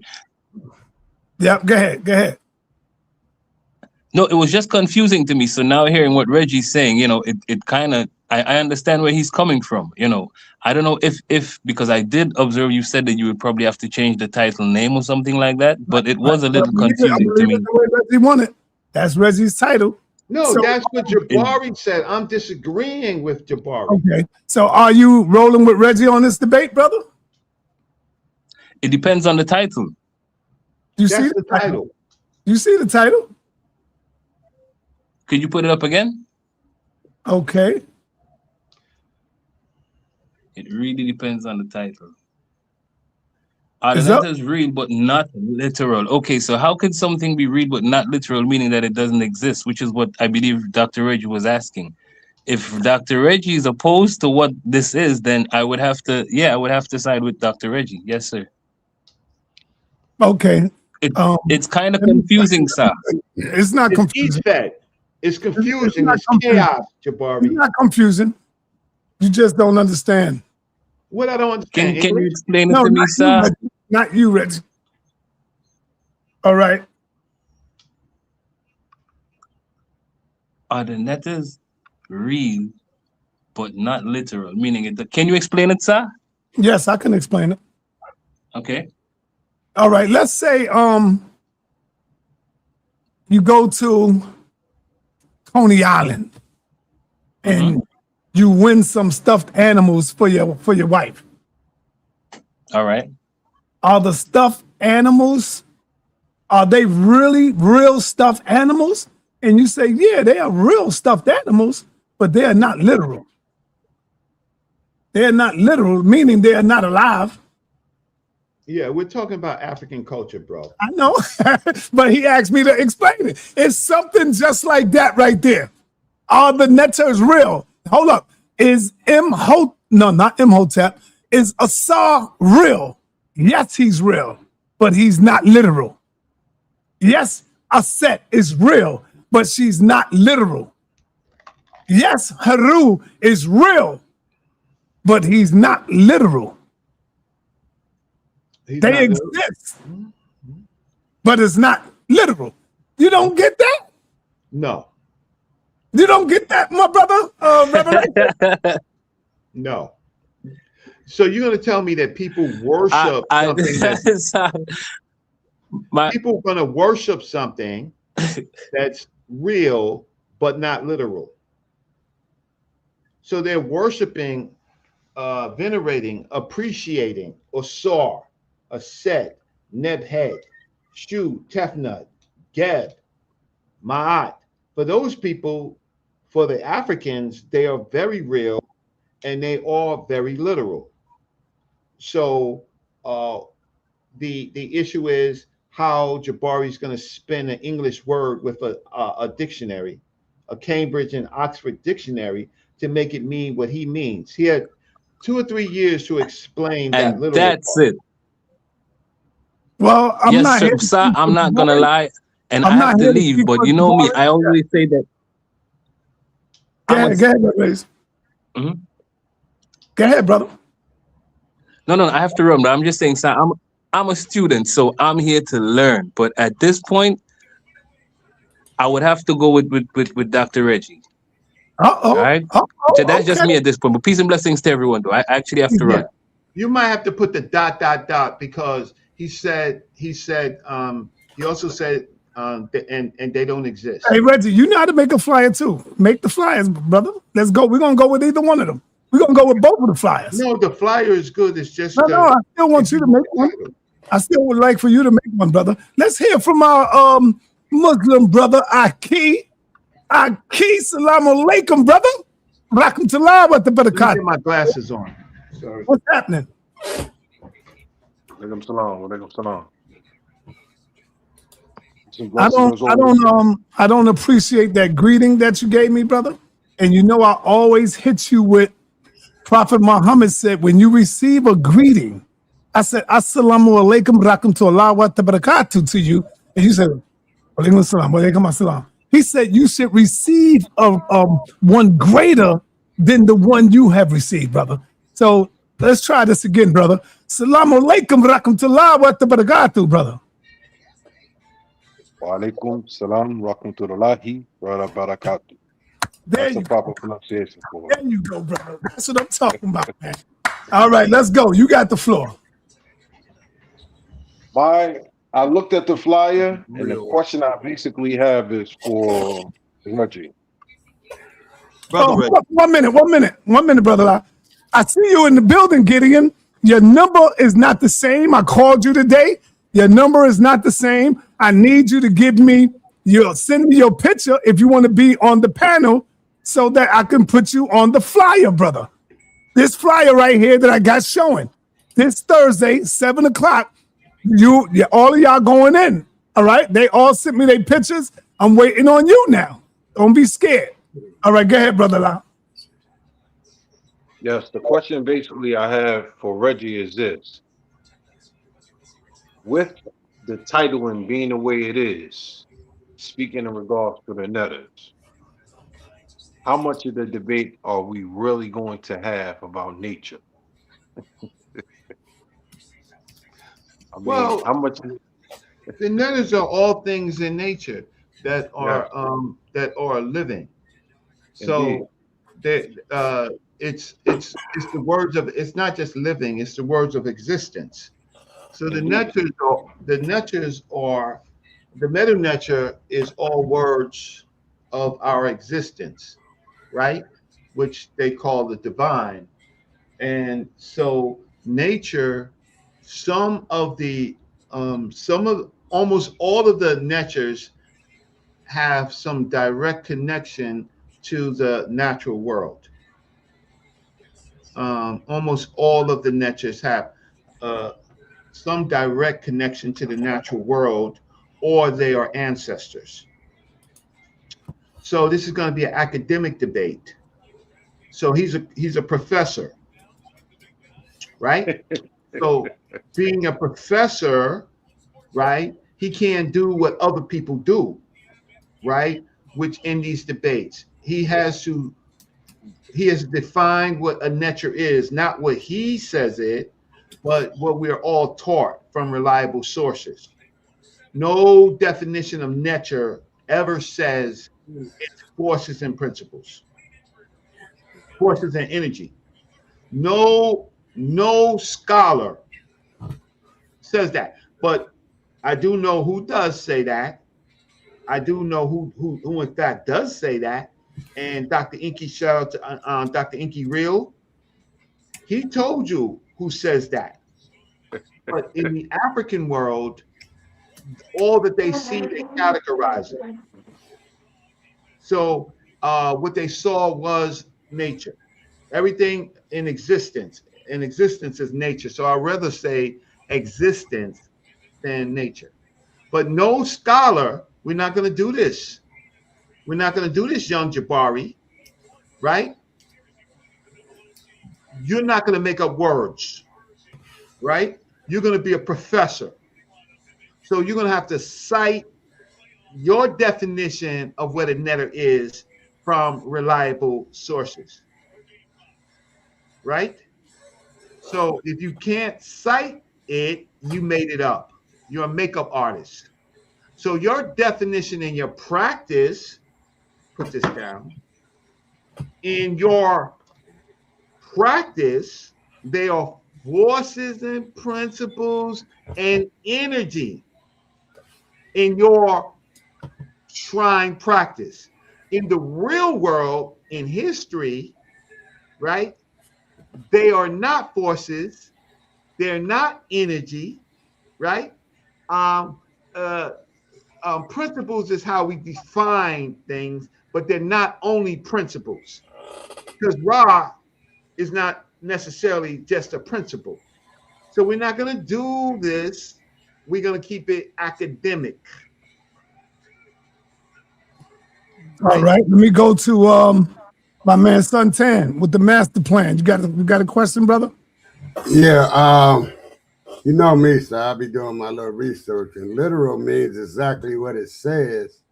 And the people who's worshiping they believe it, exactly what they, even with the people word for word. But that's just only in their belief, but metaphoric, but it's metaphorically established that, it's not from somebody outside looking in, but the people who do the people who were involved in Egyptian gods and praises, that was literal to them, right?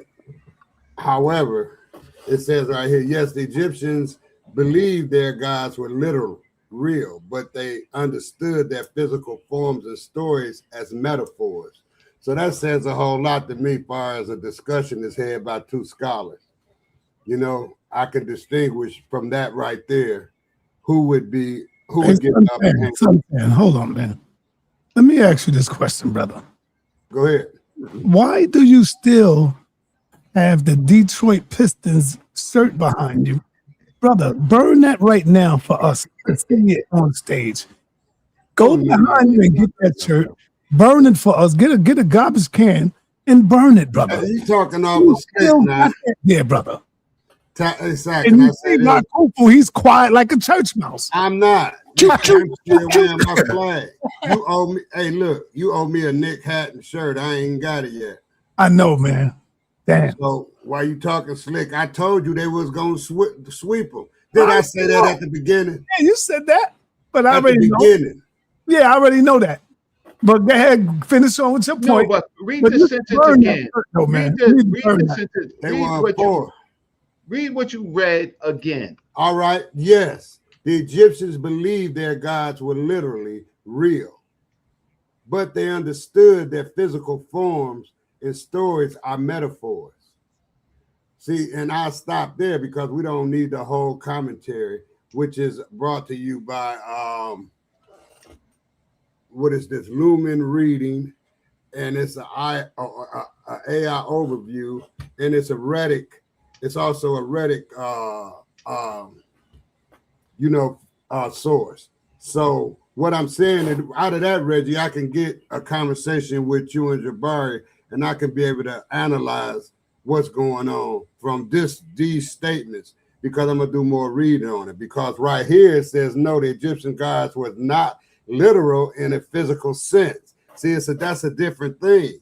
When you say in a physical sense they weren't literal, but they did believe their gods in a literal way. So that's where it gets people kind of confused. But I'm not confused. You get where I'm coming from now? That's confusing though. Right, but that's what it is. So they listen. I'll just explain it a little bit because I'm sure Jabari can.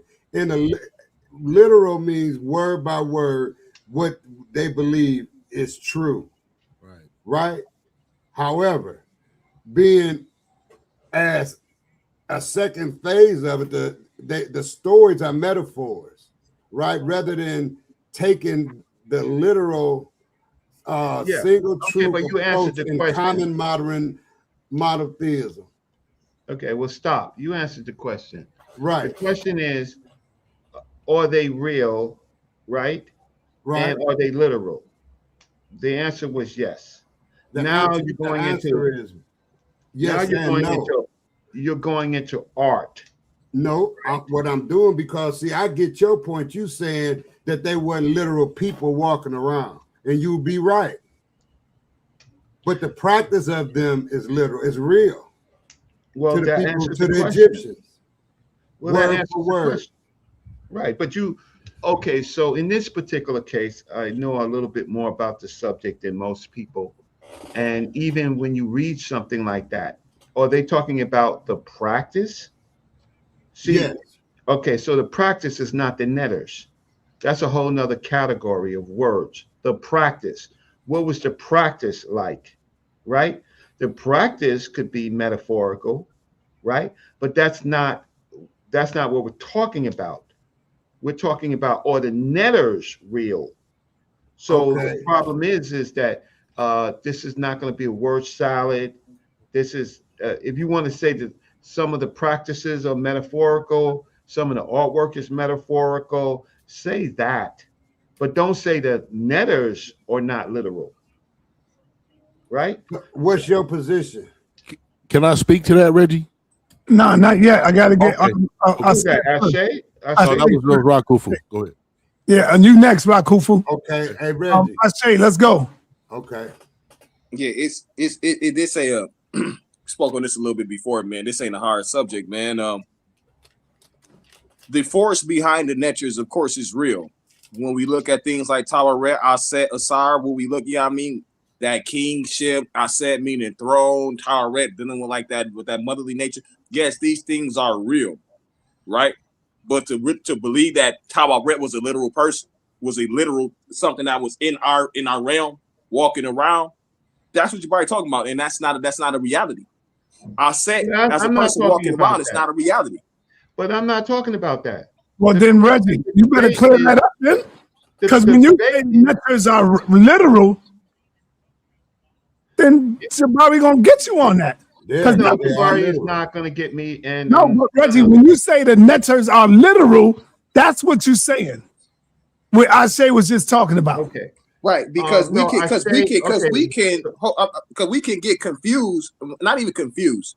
All primordial deities throughout many pantheons, especially in antiquity, like even when you look at Babylonian, Sumerian, Mesopotamia, yeah, those original ones are always aspects of nature, right? You go get the Geb, you go do the new, you can do all of that. But what happened when they come down later? And we get to talking about, like I said, Tawaret, Aset, Men, Aset, Haru. These are not things in nature we can go look at. Now, this is more philosophical than anything. Right. Than anything. Let's be honest. That's like, right. It's not fair, and I really feel like it's like a slight ply on the intelligence of the family to say the natures are just aspects of nature. No, because we see principle dealing, and then when you go into the stories of these things, we also can observe that they have to be metaphysical. It have to be a metaphor and symbolism. Because I mean, let's go to the one that they love the most. Do you really believe that Haru caught some semen and He had called from the semen, and the semen yelled from. It says something from the set stomach and all. Come on, bro, like that has to be symbolism. Some of the when you look at the stories and you try to make them real, and we can throw dirt on the ancestors all day and say there was spooks and they believe that these things are real, but I know the ancestors wasn't no fools, man. I have to interrupt you. Okay. You can. Okay, so the question is, are the netters real? Literal. Jabari gonna say literal. Right. No, he agrees that the netters are real. Yes. So since he agrees that the netters are real, right? Then we go to the next phase. Are they literal? Right? So then we got to go to the. And he says no. Right. And then we have to go to the text. So when we go to the text, right? No, whether I believe it or you believe it, none of that matters. What is in the text is that they believed it. They believed it. It doesn't matter what me, you, 2026 say. The text says that they believe it. Hey, Reggie. Now, can you be a little fair and let me cut you off back? Don't do that. And say that because the Hebrew Israelites, according to their text, believe that their God is real. So now I gotta ask you, be fair, Reggie, based off the logic that you just utilized. Is the God of the Old Testament real? They believe it's real. Same with the Egyptians. Right. So the question is, it is what these people believe. Now, I can come and say, well, I don't believe in Abraham, right? I could say that Abraham's story is, how can I say, a teaching lesson. But they don't believe that. They actually believe that he literally walked from Ur, right, across, and ultimately made it into Egypt, right? And then he started his family in a particular place. In that they believe that. So now, whether or not I believe it is not the matter. The issue is whether or not the people in question believe it. But now, Reggie, that make them right? Right, that's where I'm going. Just because they believe it, don't mean it's real, Reggie. No, but that's not. Don't make it literal. There you go, sir. That's what I was just read. Right, but see, that's how you mess up African agency. Hey, brother, you betray Africa, man. No, I'm still talking. Go ahead, Reggie. No, you betray African intelligence and African agency and African history because you are still a Christian, right? You still indoctrinated, right? But people can believe the Abrahamic stories are real and literal, but the African stories, you got to say that they're metaphors. So you betray Africa because you're still a Christian, you're still a Hebrew, you're still a Muslim, right? You betray African culture. The question is, what do they say in their text? The same goes for the African. Same goes for the Abrahamic faith, man. They could believe it's real and literal, but we don't. See what I'm saying? But that's not the debate, so stay out of it with that stuff. All right. It's not about what the hell we believe. It's not about what we believe. It's what those Africans believed. So you gonna put that in the title? You gonna put it in the title? Yeah. Because that's a different conversation. If you put that in the title, Reggie, what did the ancient Commissions believe? No. It is what Jabari said verbatim for the last 3 years. That's in the title. I'm not trying to win on a title. I'm going to win on the evidence. It's not about everybody. Even Jabari might say that they believe that, right? But he may say he may not. I don't care. He has 3 years to perfect his argument, right? And what he left us is a slogan, a tagline, a marketing posture. for the world for the whole world now to downplay African religion. He's done their job. And if you don't know the subject, I can listen to you.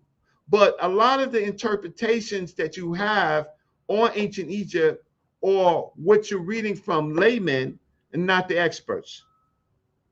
So if you read it from the experts clearly say, right, what the and I'm talking about the experts, I'm talking about European experts and African experts, Dr. Ricchetti, for example, Harnog, European, Asman, a bunch of scholars. So Reggie, just because someone is a scholar, don't make them right, Reggie. Look at Dr. Wesley. Hold on. Look at Dr. Wesley, who have a lot of degrees, but he still believe in a mystery God, brother. He still believe in mythological myth. You see? So how far have your education gotten you? You still dealing with make-believe stuff. So it don't matter. Just because you get mad degrees don't make you right. You're separating your failure in this is it's not about my belief. This debate is not about my belief at all. I'm not protecting my belief. What I'm doing is going to show you enough material to make it plausible that the ancient Egyptians believed that the Netters were literal. And guess what? Jabari gonna agree with you on that. No, Jabari says that they're not literal. No. Jabari is going to agree that the ancient Kemetic people believe that they were real. I believe that they believe that it was real. I know that that's true. Okay, so but that's the point. We that. both agree that there's a belief that they're real. The other part of it is that they are metaphors and that they are and they don't exist. So Jabari says that the Netters are real, they're not literal, and they don't exist. I think, Reggie. Wait, stop. He doesn't say they don't exist, Reggie. He doesn't say that. Hold up, I'm next. The last time we went into this, if you don't take this dude off of witness protection, you will not get a debate, yo. I'm not. What you talking about? I'm not protecting him, bro. Yeah, you protecting him. No, Reggie, man. I'm happy you finally speaking up. Speak, brother. Come on, bro. I'm happy you speaking up, man. No, that's how I did in the up. first debate. Nah, you letting Brother Lob put back, brother. No, what Brother you're saying is, I can't speak on these topics, brother. In the debate, y'all can do what y'all want. I will be silent. I'm trying to help you, whether you know it or not.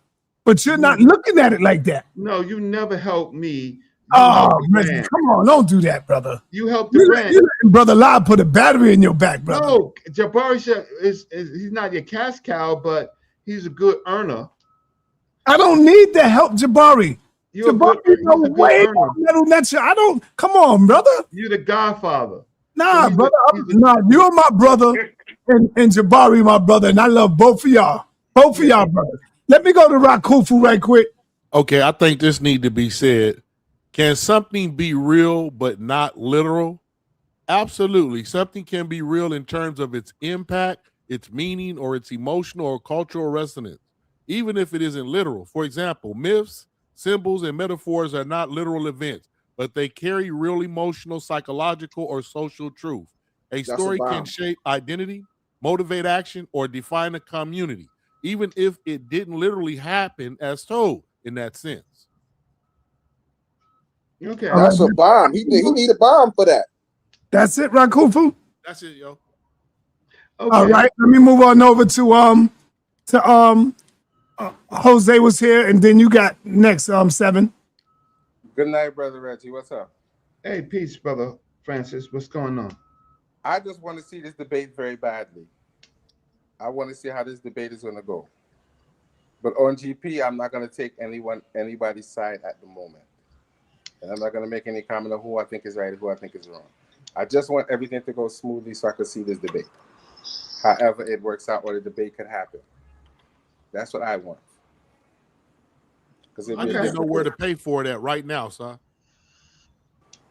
Say what? I need to know how can I get my ticket? Nah, today? you'll find out. You'll find out. That's all I have to say, Brother Reggie. I want to see. I'm waiting on the date. Once we get but the that's your Let's try to make it personal. happen.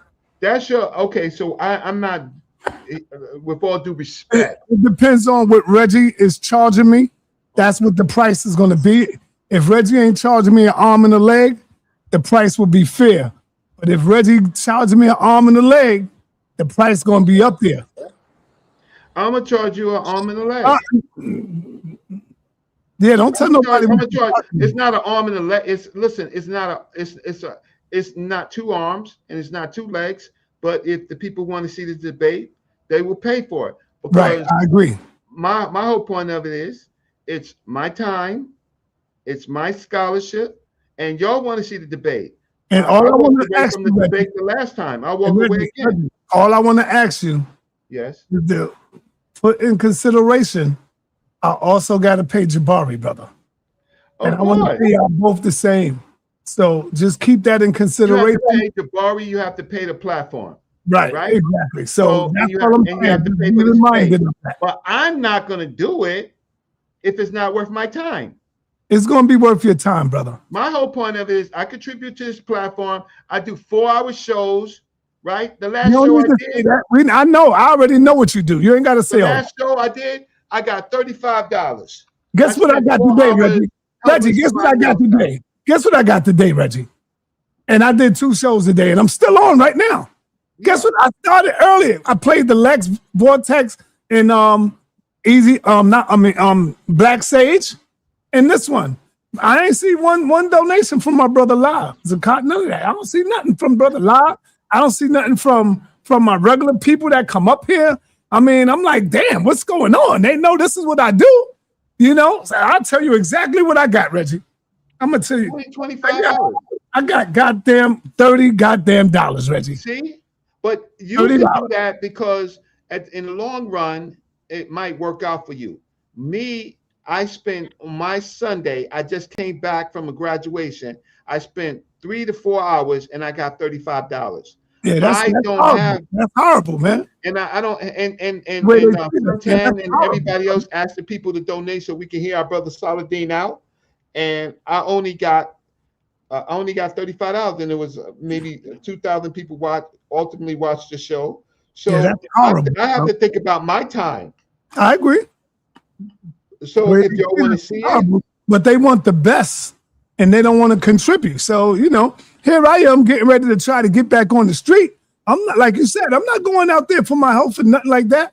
I'm already down a little bit, A lot. When we went out to Times Square last year, we did like 3-4 shows in Times Square. Talking about on my health. Oh yeah. So you got to think about that. But last year we went out to Times Square 3-4 times, and how can I say, in donations when the show came, audience is horrible, bro. Horrible. So my whole thing is if the people want to see it, they'll pay for it. I helped with Kim on Trial. Yeah. The Kim on Trial, I authored that. So I never listen. At the end of the day, I'm not going to complain because it was good for the people. But that was good for the people 10 years ago or so, 11 years ago. I want my money back. Yeah, and I guarantee you, I guarantee you that I am going to perform academically. The one that always show love and support is Amin Ra McCarthy, because he understands. He's always showing the love, but him by himself can't do it all, So I want to move on over to sa.neter. 7, what you got for us, brother? Peace, sa.neter. Peace, brother Reggie. Yeah. And peace to everybody on the panel and in the chat. And I want to say first to you, brother Reggie, that to me, you're the greatest researcher on the internet. And the scholarship. Morpheus is great. We got a lot of good people, but I contribute. But thank you. Yeah, that's just my personal opinion. And I respect your scholarship equally, like I respect Jabari's scholarship. There is no hierarchy when it comes to that for me. But what I can say today what I'm feeling from you, my brother, is a little bit of disingenuousness. Because I believe you're changing the argument, right? I've watched every time that, because I agree with Jabari, and every time I watched him speak, he's always said that the Neteru existed. He always said that they were real. But his argument and mine is those human beings with animal heads depicted as the Neteru are not literal. The forces that they represent are literal, but there were no human beings walking around with animal heads. We understand they were symbolic. If you can prove otherwise, not that the people believed that they were literal, because that never was the argument. We know that the people believed that they were literal. No one is arguing that, including Jabari, right?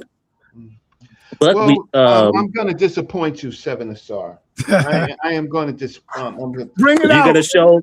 Wait, Brother Reggie. You're going to show people who walked around with animal heads, not mass, literally, because those are the literal Neteru that I'm talking about.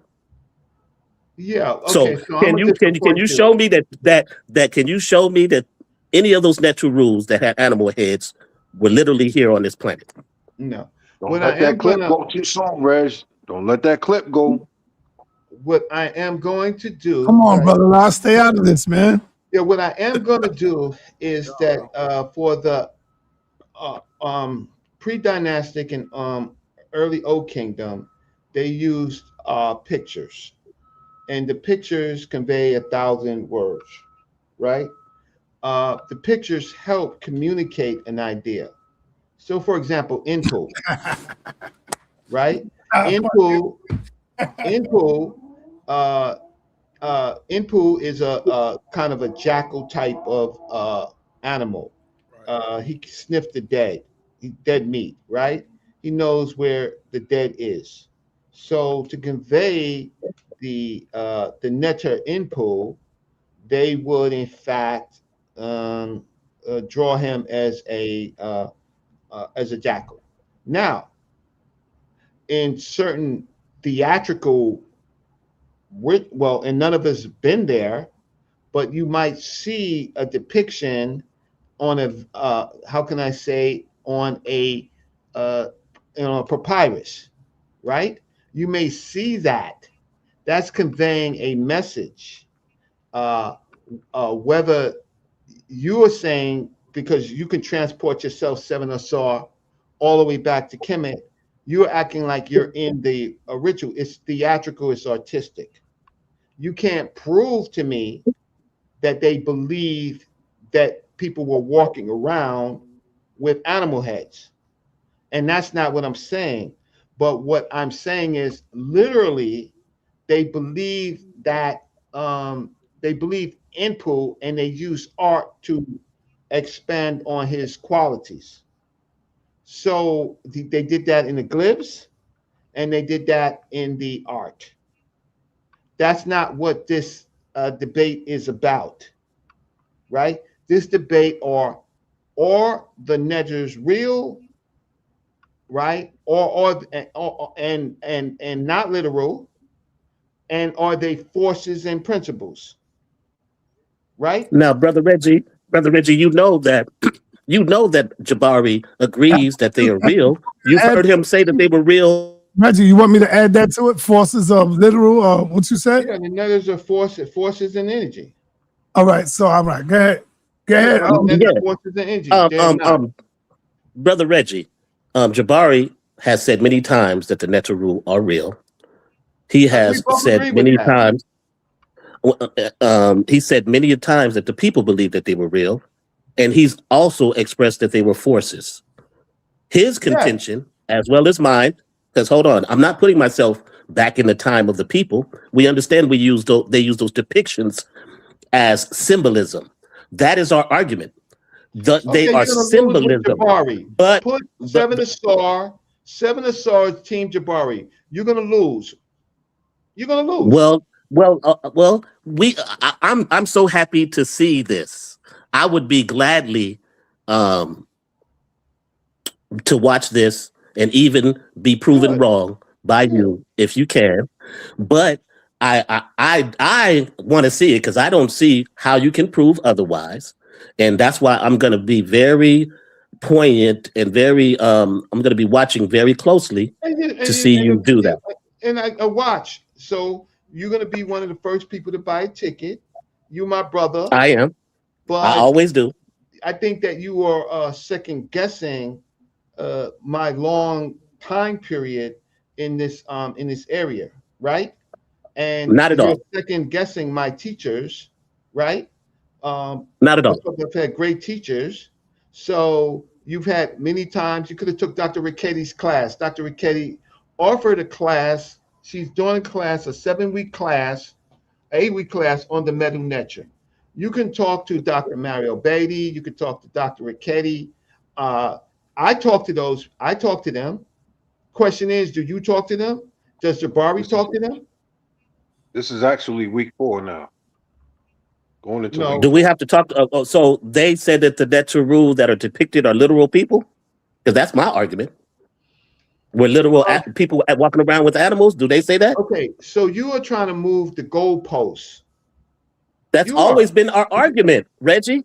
No, it's Jabari argument. It's not your argument. It's mine as well. I agree with him. How they were depicted. We're saying that the Neters, they're real. We both agree with that, right? Or are they literal, right? And do they exist?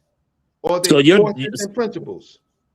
Let me ask you this question then. So your contentions is because the forces that they represent are literal, that makes the Neter rule literal. Is that your point? No, my point is they're not forces and they're not energy. They're not forces and they're not energy. Okay. They're not. Well, I'll be glad. Jabari said, except for the real, I disagree with. Everything he said. I'm glad to hear that. I'm glad you outlined it. They're forces, they're principles, they are energy, right?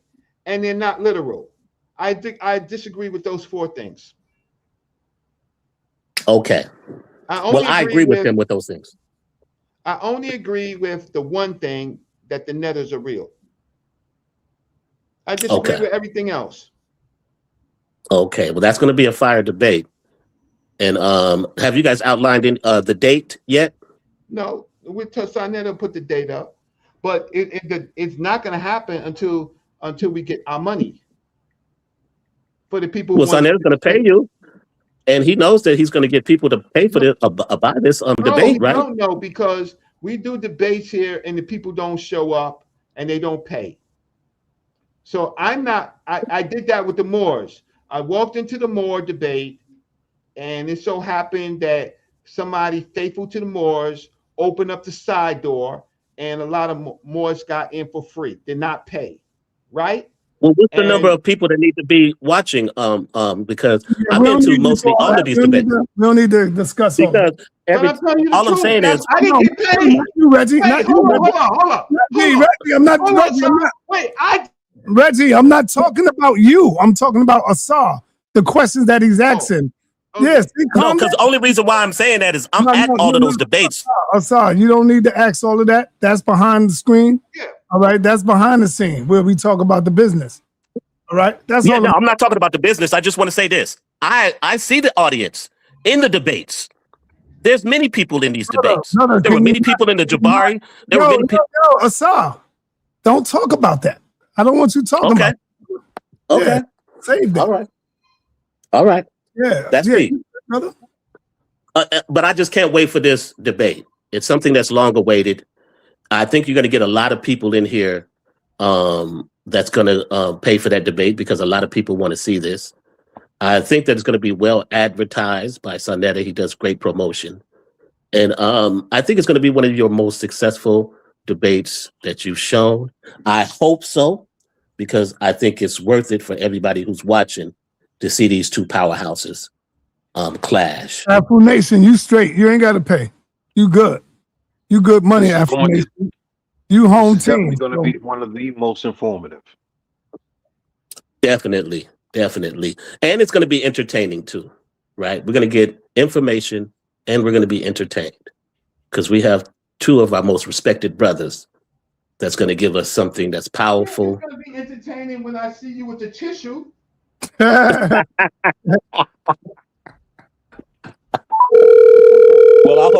I hope you get your wish, because that's what you want.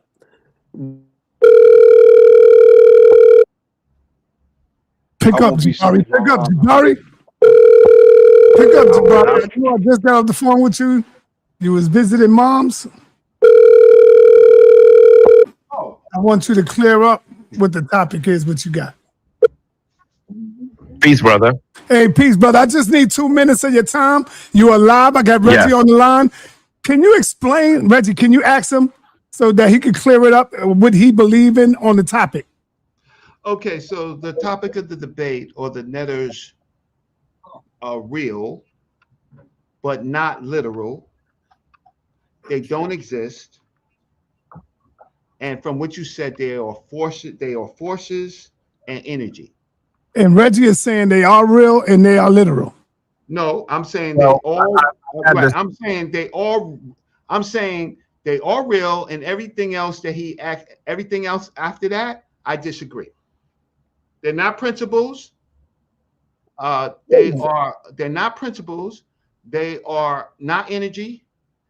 They do exist, and they are literal. Oh, that's what I said. Well, let's be clear. I've had this conversation on your platform a large number of times, sa.neter, and I will never agree to a topic that has the word real in it, because there are many things that are real that are not tangible. The example I always give is the fact that freedom is not something that you can see or taste or feel. But many people, particularly many people in our community, revolutionaries, powerful activists, have died for freedom. They're willing to die for something that is not tangible. And so saying something is real is not as clear as it may sound. Of course, I will argue that the netter. Let him finish. Reggie, let him finish. Of course, I will argue. Of course, I will argue. Let him finish, because he ain't got that much time. He with his mother. Of course, I will argue. Of course, I will argue that the neteru are real. I will not argue that the neteru are literal. And so that is where the contest is. It's about whether the neteru are literal. And so that is where the debate must be. Okay, that's what we agree on. Topic. Okay, good. But when you said that you would never argue if something's real, you said it out your mouth. So, and I agree. I said I would never argue a debate topic about whether it's real. That's what I just said. You would say it. You will say it, but not debate it. Is he breaking up on my end, or is that me breaking up? No, that's probably you breaking up. We hear him good. I'm debating what you said. Jabari, you there? Real, but hold up, not Jabari. They're forces, and they're forces. The line is breaking up on my end. Hold on 1 second. Hold on. Let me see if I can get to a slightly better place.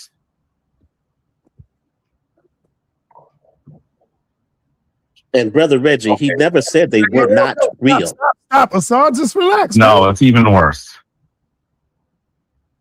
Hello? Yes, go ahead, Jabari. No, I'm not hearing clearly. Can you call me back? Call me back. I'll call you right back. Yo, I don't need nobody else to talk, but just Reggie and Jabari. Yeah, else. I know what he said. You think I'm hallucinating? Peace, I'm here. All right, you sound better? Right now it does. All right, go ahead. Go ahead, Reggie was breaking down something. Go ahead, Red. Do you hear me? Yes, I hear you. I can hear you. All right, go ahead, Reggie.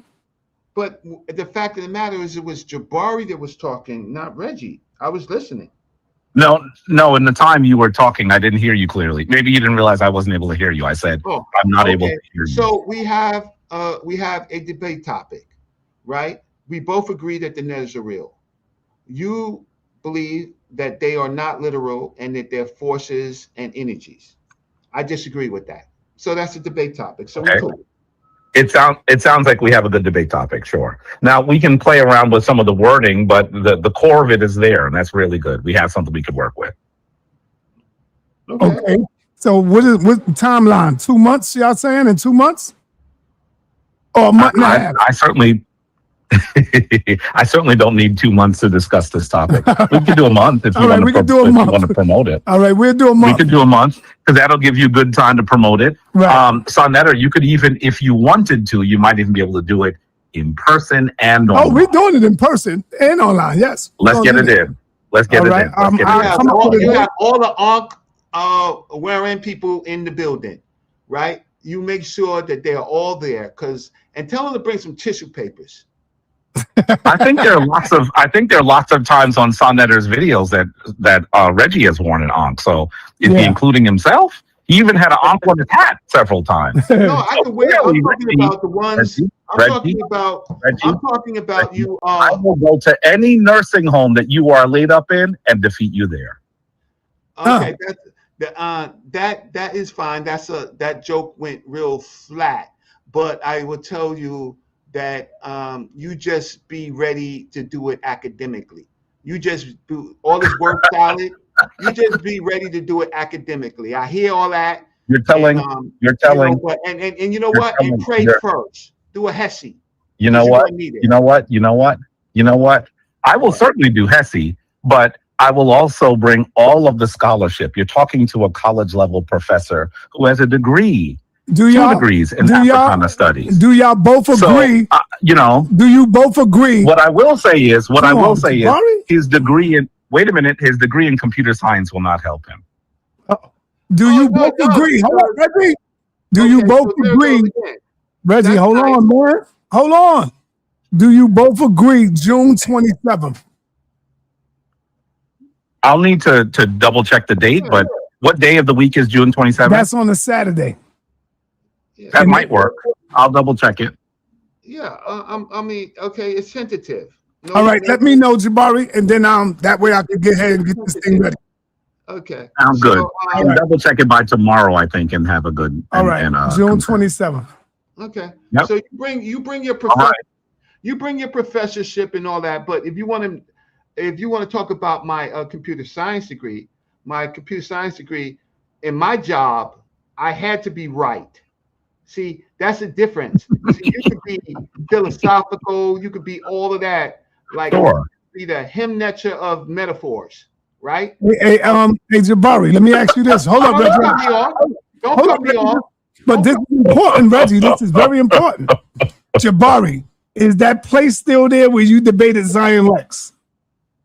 I think it's changed quite a bit, but we can double check it and see. Okay, how many people that held? To be very honest with you, if I thought that everyone there would be in good decorum, I could probably even have hosted it at Hunter College.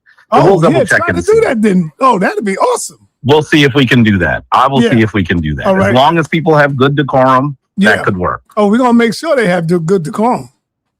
Yeah, let's check that out. I know. My opponent gets really upset because I haven't paid the check for the space that I've been renting in his head for a long time. So he gets really angry with me. So as long as he has good decorum, it's fine. All right. If you take a hammer and you knock out the Tom Ho BS that you're talking about, that would. See what I mean? See what I mean? I mean, the Tom Ho is wrong. That's another one of your crack theories. Sure. I don't know if he remembers. I don't know if he remembers that he has a whole website on the secrets of the Ankh where he uses ANKH to prove his theory, as if Ankh was written in English. Yes, I do still have the thing that you gave me that you wrote. 500,000 views. So yeah, I'm sure it did. I'm sure it did. I'm sure it did. You got a video. There is no scholar. There is no. I have views that have led millions of views. What are you talking about? What are you talking about? On YouTube? I do. Oh yes, on YouTube, brother. Yes, on YouTube. Pull it up. He can't right now, right? I don't even know. I don't even know what he's asking me to do. Whatever he's asking me to do. The reality is that But we're talking about the Tom Who. is certainly Tell me somebody says that Tom Who is a white man. it certainly That part. it certainly has lots of problems with his theory. And so I notice he doesn't mention it anymore because it was ridiculous then and it's ridiculous now. So we could talk about other things other than that topic, but it's not going to take place on that day. On this day, we're going to talk about the Neteru being literal. So that's what we'll do. All right. Thank you, Brother Jabari. I ain't going to hold you too long. I'll see you Thursday night. Yes, you will. All right. Peace, brother. Talk to you soon. All right, now. Peace. There you go, Reggie. Whoa, what do you mean, there you go, Reggie? No, I'm saying, when I say there you go, I'm talking about clearing up the title so you'll know what it is. Clear. All right, brother. Calm down, man. I'm saying clear between. I'm saying clear between both of you, Reggie. That's what I'm talking about. Between both of you. We don't just want to have one side and then the other side don't know what we're talking about. So that's why I brought him on, so we can clear up what we're going to talk about. The end result would change. Watch this. Say that again? What changed in the end result? Nothing. sa.neter, I said them ambers is on fire. Nothing The changed. fire is lit. The fire is lit and oxygen is blowing on them ambers. Who you rolling with, brother La? To be honest with you, I'm gonna stay neutral. Yeah, right. Nah, I'm gonna stay neutral. Yeah, right. I'm gonna stay neutral.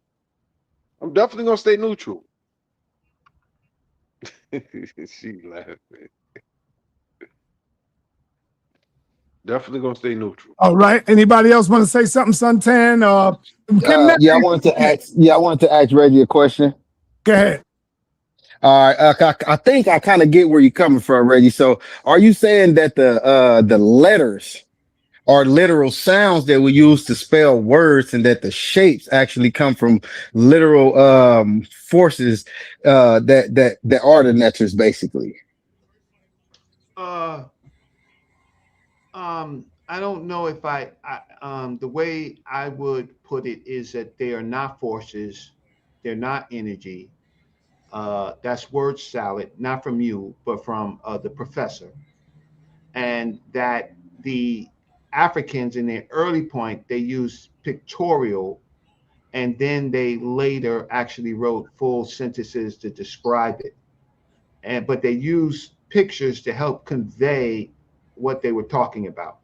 But right, that's what I'm saying. So yeah, but I'm not arguing that's a description of the netters. I am talking about what the netters are.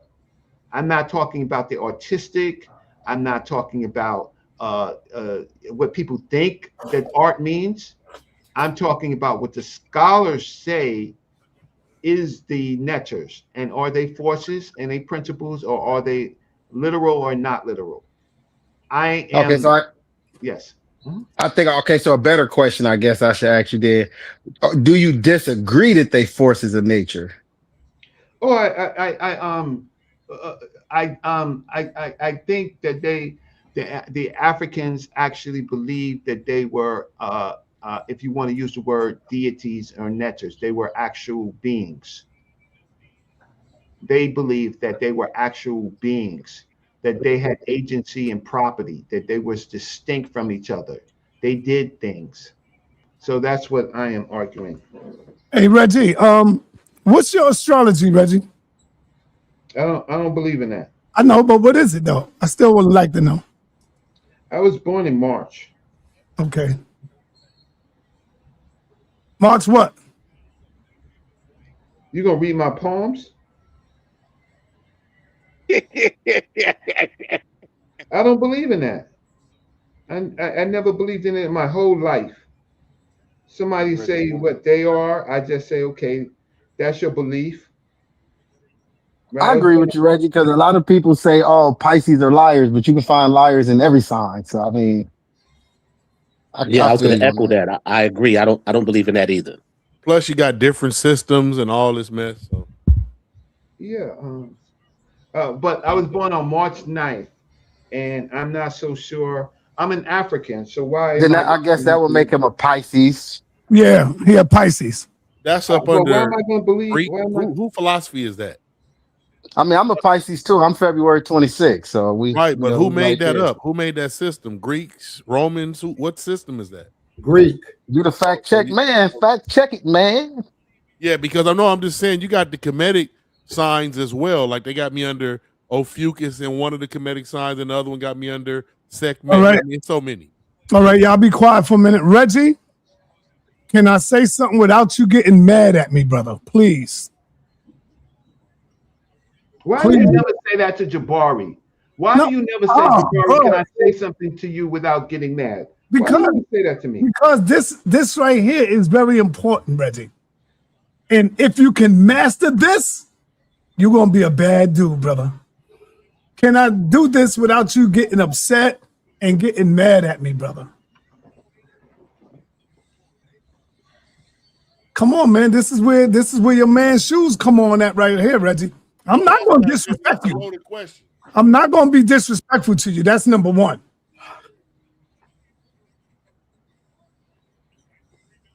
Come on, Reggie. You looking at me, but come on, brother.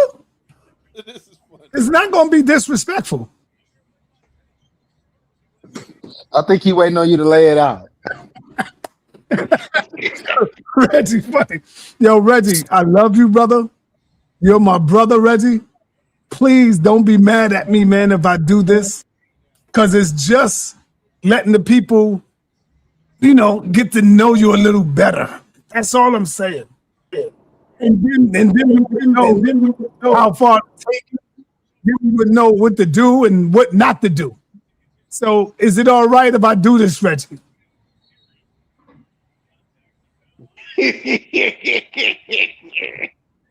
Brother Lau, you gotta stop this, man.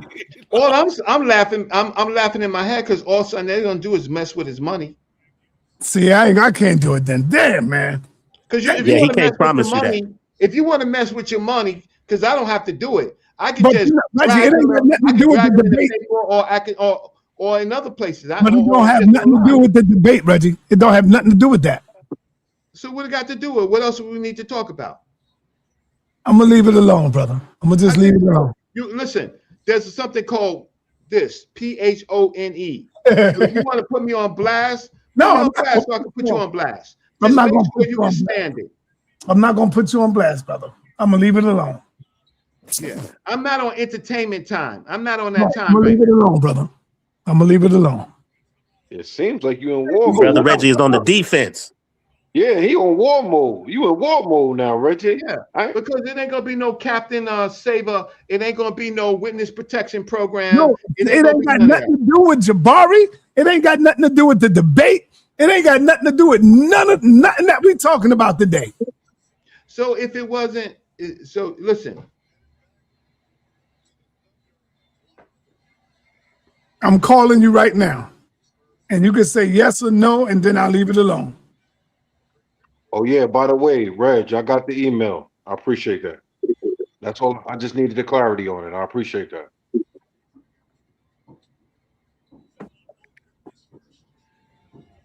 Pick up the phone, Reggie. Pick up the phone, Put Reggie. your joint on mute. Put your joint on mute. So can I ask a question? I'll call you. It's not ringing. I'm a Rob McCarthy. I'm a Rob McCarthy. The question to Yeah, I was just trying to see. I'm trying to clear up the debate. Is Reggie saying, and I don't know if he is or not, are you saying that you believe that the next Huh? You can't ask anybody about We talk. All right, well, let me know when he free to answer the question. All right. Reggie, let's go. Call me, brother.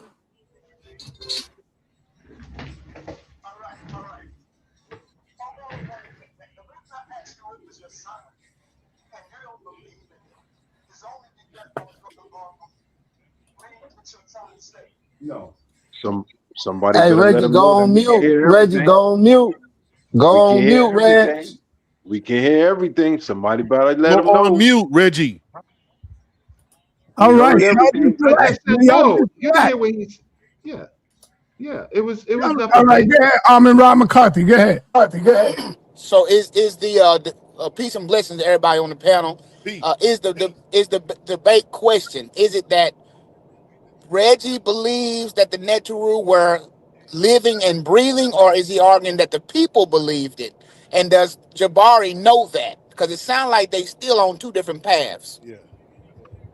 Good question. I don't care. I don't I care. don't care what I he don't care believes. what he believes. Wait, somebody got the mic open. It's him that made the statement. It's him that made the statement for 3 years. I don't care what he believes. I care about what he says. Was it accurate or not? Right? So this is not about belief. This is about scholarship. Did the African of the Nile believe that the Netters were real? Jabari says that they were not literal, so he doesn't believe that they actually believe that they were literal, and he believes that they're forces and energies. I don't believe. I mean, my scholarship says they are not forces and they are not energy, right? And that they were literal. That's what my Okay, thank scholarship. you. Thank you. And when you say when your scholarship says literal, does that mean living and breathing? That's kind of where I'm trying to get Uh, clarified. Does literal mean living and breathing, You'll or find just out on the debate. yeah, no, it's Find out- simple. I can You'll answer find that. out on the debate, man. No, it's simple because I want people to come to the debate. I mean, stop effing up dictionary words. Look up the word. I'm not talking to you, Amara McCarthy. I'm talking about everybody. Like it's like when I'm dealing with the Hebrews and the Christians, when it says generations, all of a sudden it doesn't mean a generation, right? When Jesus says, for example, those of you who are standing here will not pass, right? Like those are direct statements. But when I argue with people, all of a sudden it's word salad. It means something else. I am arguing what the dictionary says, not you, Armin Rob McCarthy. You my brother. You're real good. I'm clearing it up for the audience. Stop messing up the English dictionary. Stop messing it up. Use the words in the English dictionary, right? So if otherwise you're making up words and I'm not granting you to make up any words. You say that they are energy. You say that they're forces.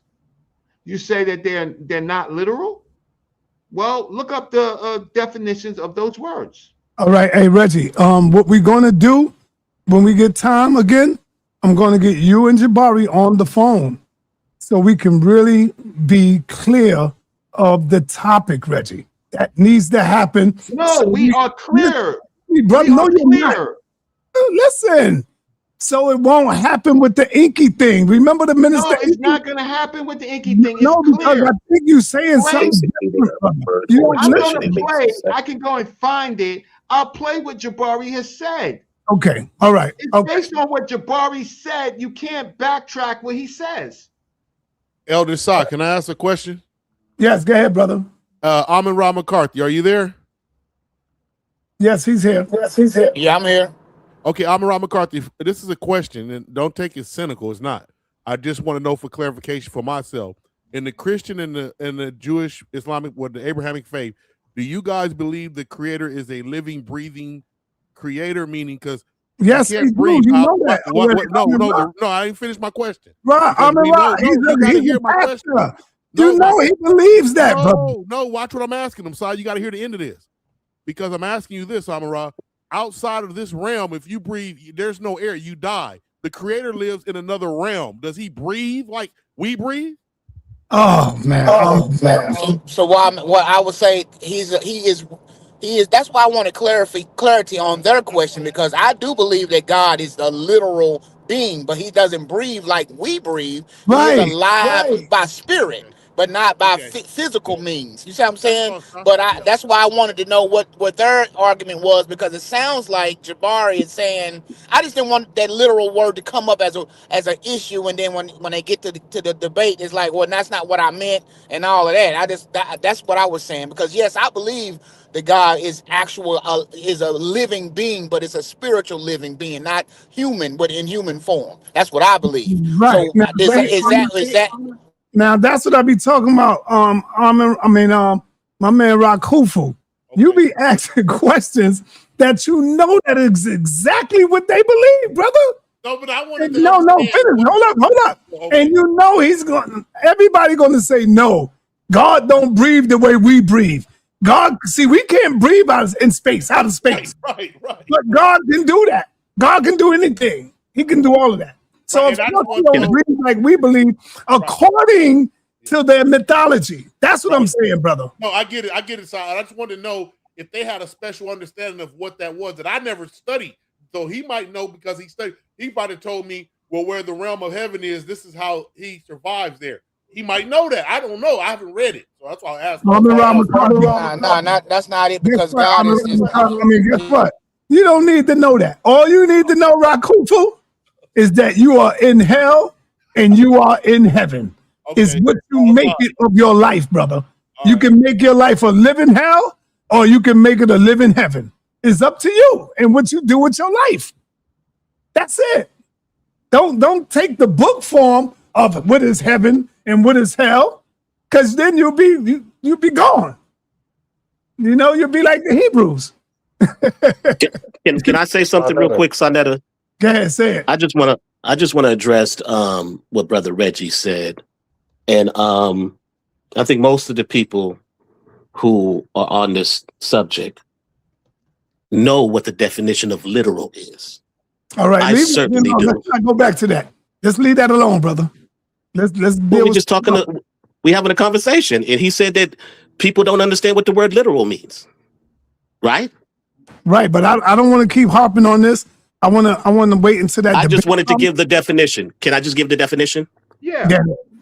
What you say, Reggie? You said what? Literal. Yes. Go ahead. Literal, meaning the exact dictionary definition of a word or phrase without any metaphoric, symbolic, or exaggerated interpretation. Is that correct, Reggie? Read it again. It refers to the exact dictionary definition of a word or phrase without any metaphoric, symbolic, or exaggerated interpretation. That's correct. Okay, so that's the way that I understand the word. So I am I'm going to be happy to see you prove otherwise. So I'm very excited about this debate. That's all I have to say. Yeah, but please don't make the mistake. Please just don't make the mistake. We are talking about the netters, right? So we're not talking about practice. We're not talking about ritual. We are talking about the netters, right? All the netters literal, right? We're not talking about everything that you want to read into it. We are talking about the netters. For example, let's say a saw, right? The netter a saw. Is a saw literal, right? Now you can add other things on it, but the fact of the matter is, a saw, is he literal? Then what we're going to argue is he a force or is he a principle? Right? So scholars say, the best scholars say that the netters are literal. Right? The metaphysical, they say that it's spiritual, it's symbolic, but a saw as a being is literal. He's literal as a being. I'm not talking about his description when people draw, misdraw. I'm not talking about that. I'm not talking about his stories. I'm talking about, is the netter or saw real? Yes. Is he literal? Yes. Is he a force? No. Is he a principle? No. Is a saw energy? No. Hey, Reggie, where it gets weird is it says, so no fluff. To the ancient Kemetic worldview, the Necharu were literal in the sense of being real sacred forces or intelligent, active, and existent. Modern historians cannot prove them as objectively existing being the way science proves gravity or atoms. Many modern practitioners interpret them literally, symbolically, psychologically, cosmologically, or as all of those at once. So this is going to be a really interesting conversation. Right, but what you just read is the issue. So if you read it over again and you slow it down, okay, right? Read it again, slow it So down. no fluff. To the ancient Kemetic worldview, the Neteru were literal in the sense of being real sacred forces or intelligence active in existence. Modern historians cannot prove them as objectively existing beings, the way science proves gravity or atoms. Many modern practitioners interpret them literally, symbolically, psychologically, cosmologically, or as all of them at once. And I agree, except for they're not forces. I agree with that. And there was another part of it that I have a problem with, but I basically you're on the same that whoever wrote that's on the same page as me. Oh, I don't care about what modern people think about ancient people. I care about the ancient people, what they thought, what the African thought. They have agency. I don't need anybody else, so science to interpret it. Do I personally believe that they were real? No. But I'm not arguing that. I'm arguing with a practitioner who's supposed to believe that they're real and they're literal. Right, and that's what I'm I not did. arguing Reggie. my personal experiences, my netters are my mother and my father and my grandparents. Right. Right. The star and the set is something that I learned in my college days and onward. Right. What I personally feel is not the debate. The debate is, do we have enough evidence to show what the ancient people believe? Right. And I like that, Reggie. That's what I made when you was talking. I went in there and said, I get where you say many modern practitioners about the chat saying it, ChatGPT, but I said interpret them literally. What does the ancient practitioners interpret them as? And it came back, the ancient practitioners of Kemetic religion generally did not treat the Neteru as just metaphors, the way many modern secular people interpret mythology today. They treated the Neteru as real divine powers, in bold letters, real divine powers that actively existed and operated in the cosmos, nature, kingship, the afterlife, and daily life. Excuse me. That's my debate. That's the same thing that why? Because you did what I did. You looked it up. You looked up the words. Modern practitioners should believe that they're real, but Jabari in his practice do not. Right? That he believes that mind is real. He just doesn't believe that mind is literal. Right? And I don't think that the debate was if the people thought they were literal. I think that's being convoluted right now. I think the debate was, are they literal? Not if the people back then thought they were literal. So I don't believe that we should be convoluting that with the actual debate. The debate is, are the Neteru literal? I get your point, right? Sir.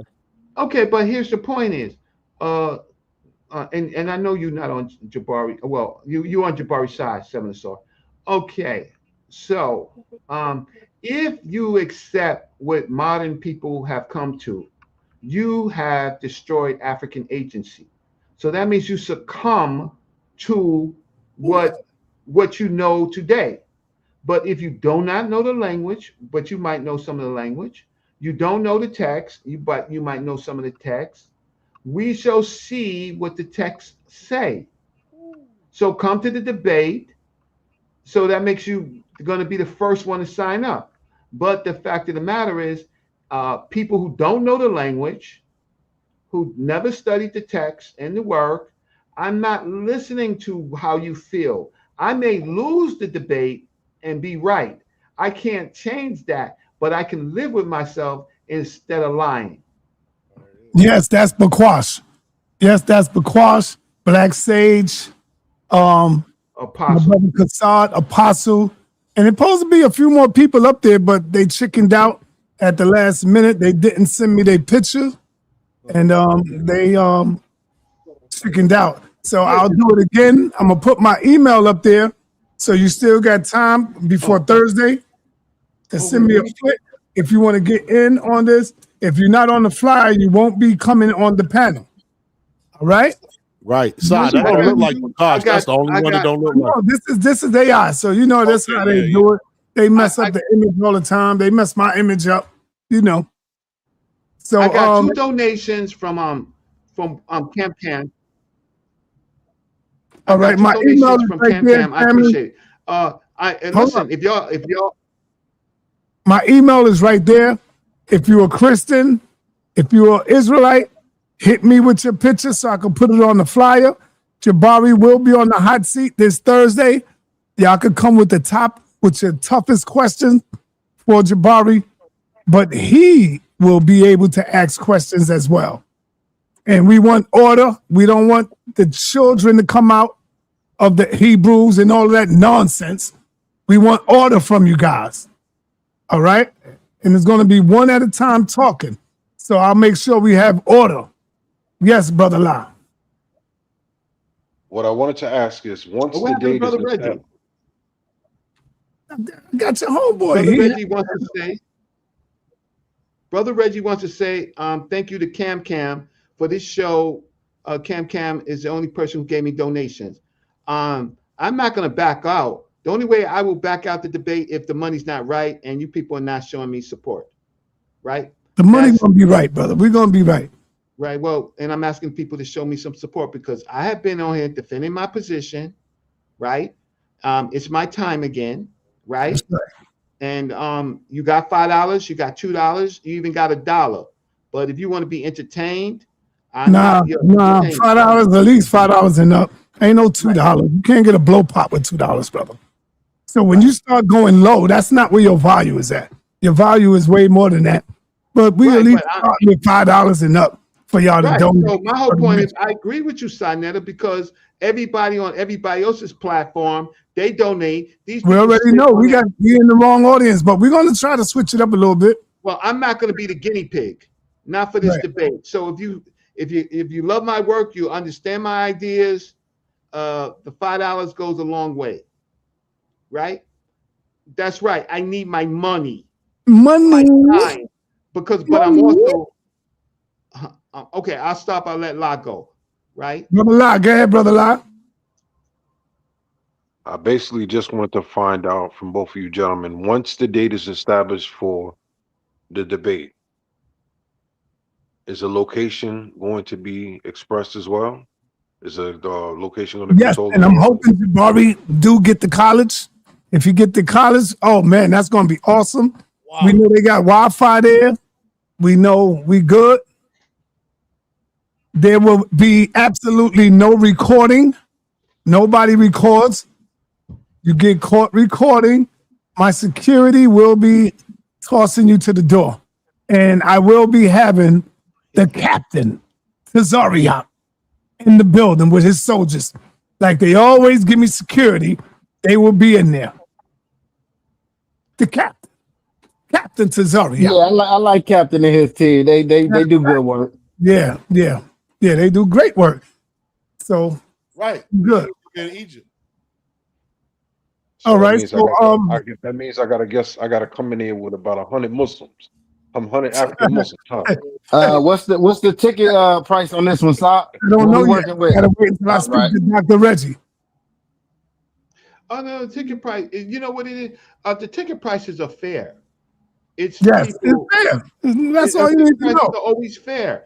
We don't have to go up. We just need your support. The only reason the sa.neter would go up is because you're not supporting. Yeah, everybody don't support. See, if everybody was to chip in 20, we had way more than enough. But if you only got 7 people or 10 people or 20 that gives you $20, that's not going to do it. Right. You see what I'm saying? Well, I'm gonna get off. Wait, no, I'm gonna stay on. I'm just gonna put my thing on mic. But again, after I made my point, nobody, except for Cam, nobody supported, right? So I'm gonna put my, I guess you team Jabari. All right, family, for real now. If you want to be on the panel this Thursday, 7 o'clock sharp, send in your picture. My email is right there, so I can add you to the flyer. If you're a Christian, come on through. sa.neter, Patterson, do you got this one already up scheduled so I can hit the reminder? Because I don't never get notifications. I need to schedule it so I can hit the reminder. I'm gonna schedule it right now as soon as we get off of here. Good looking, appreciate it.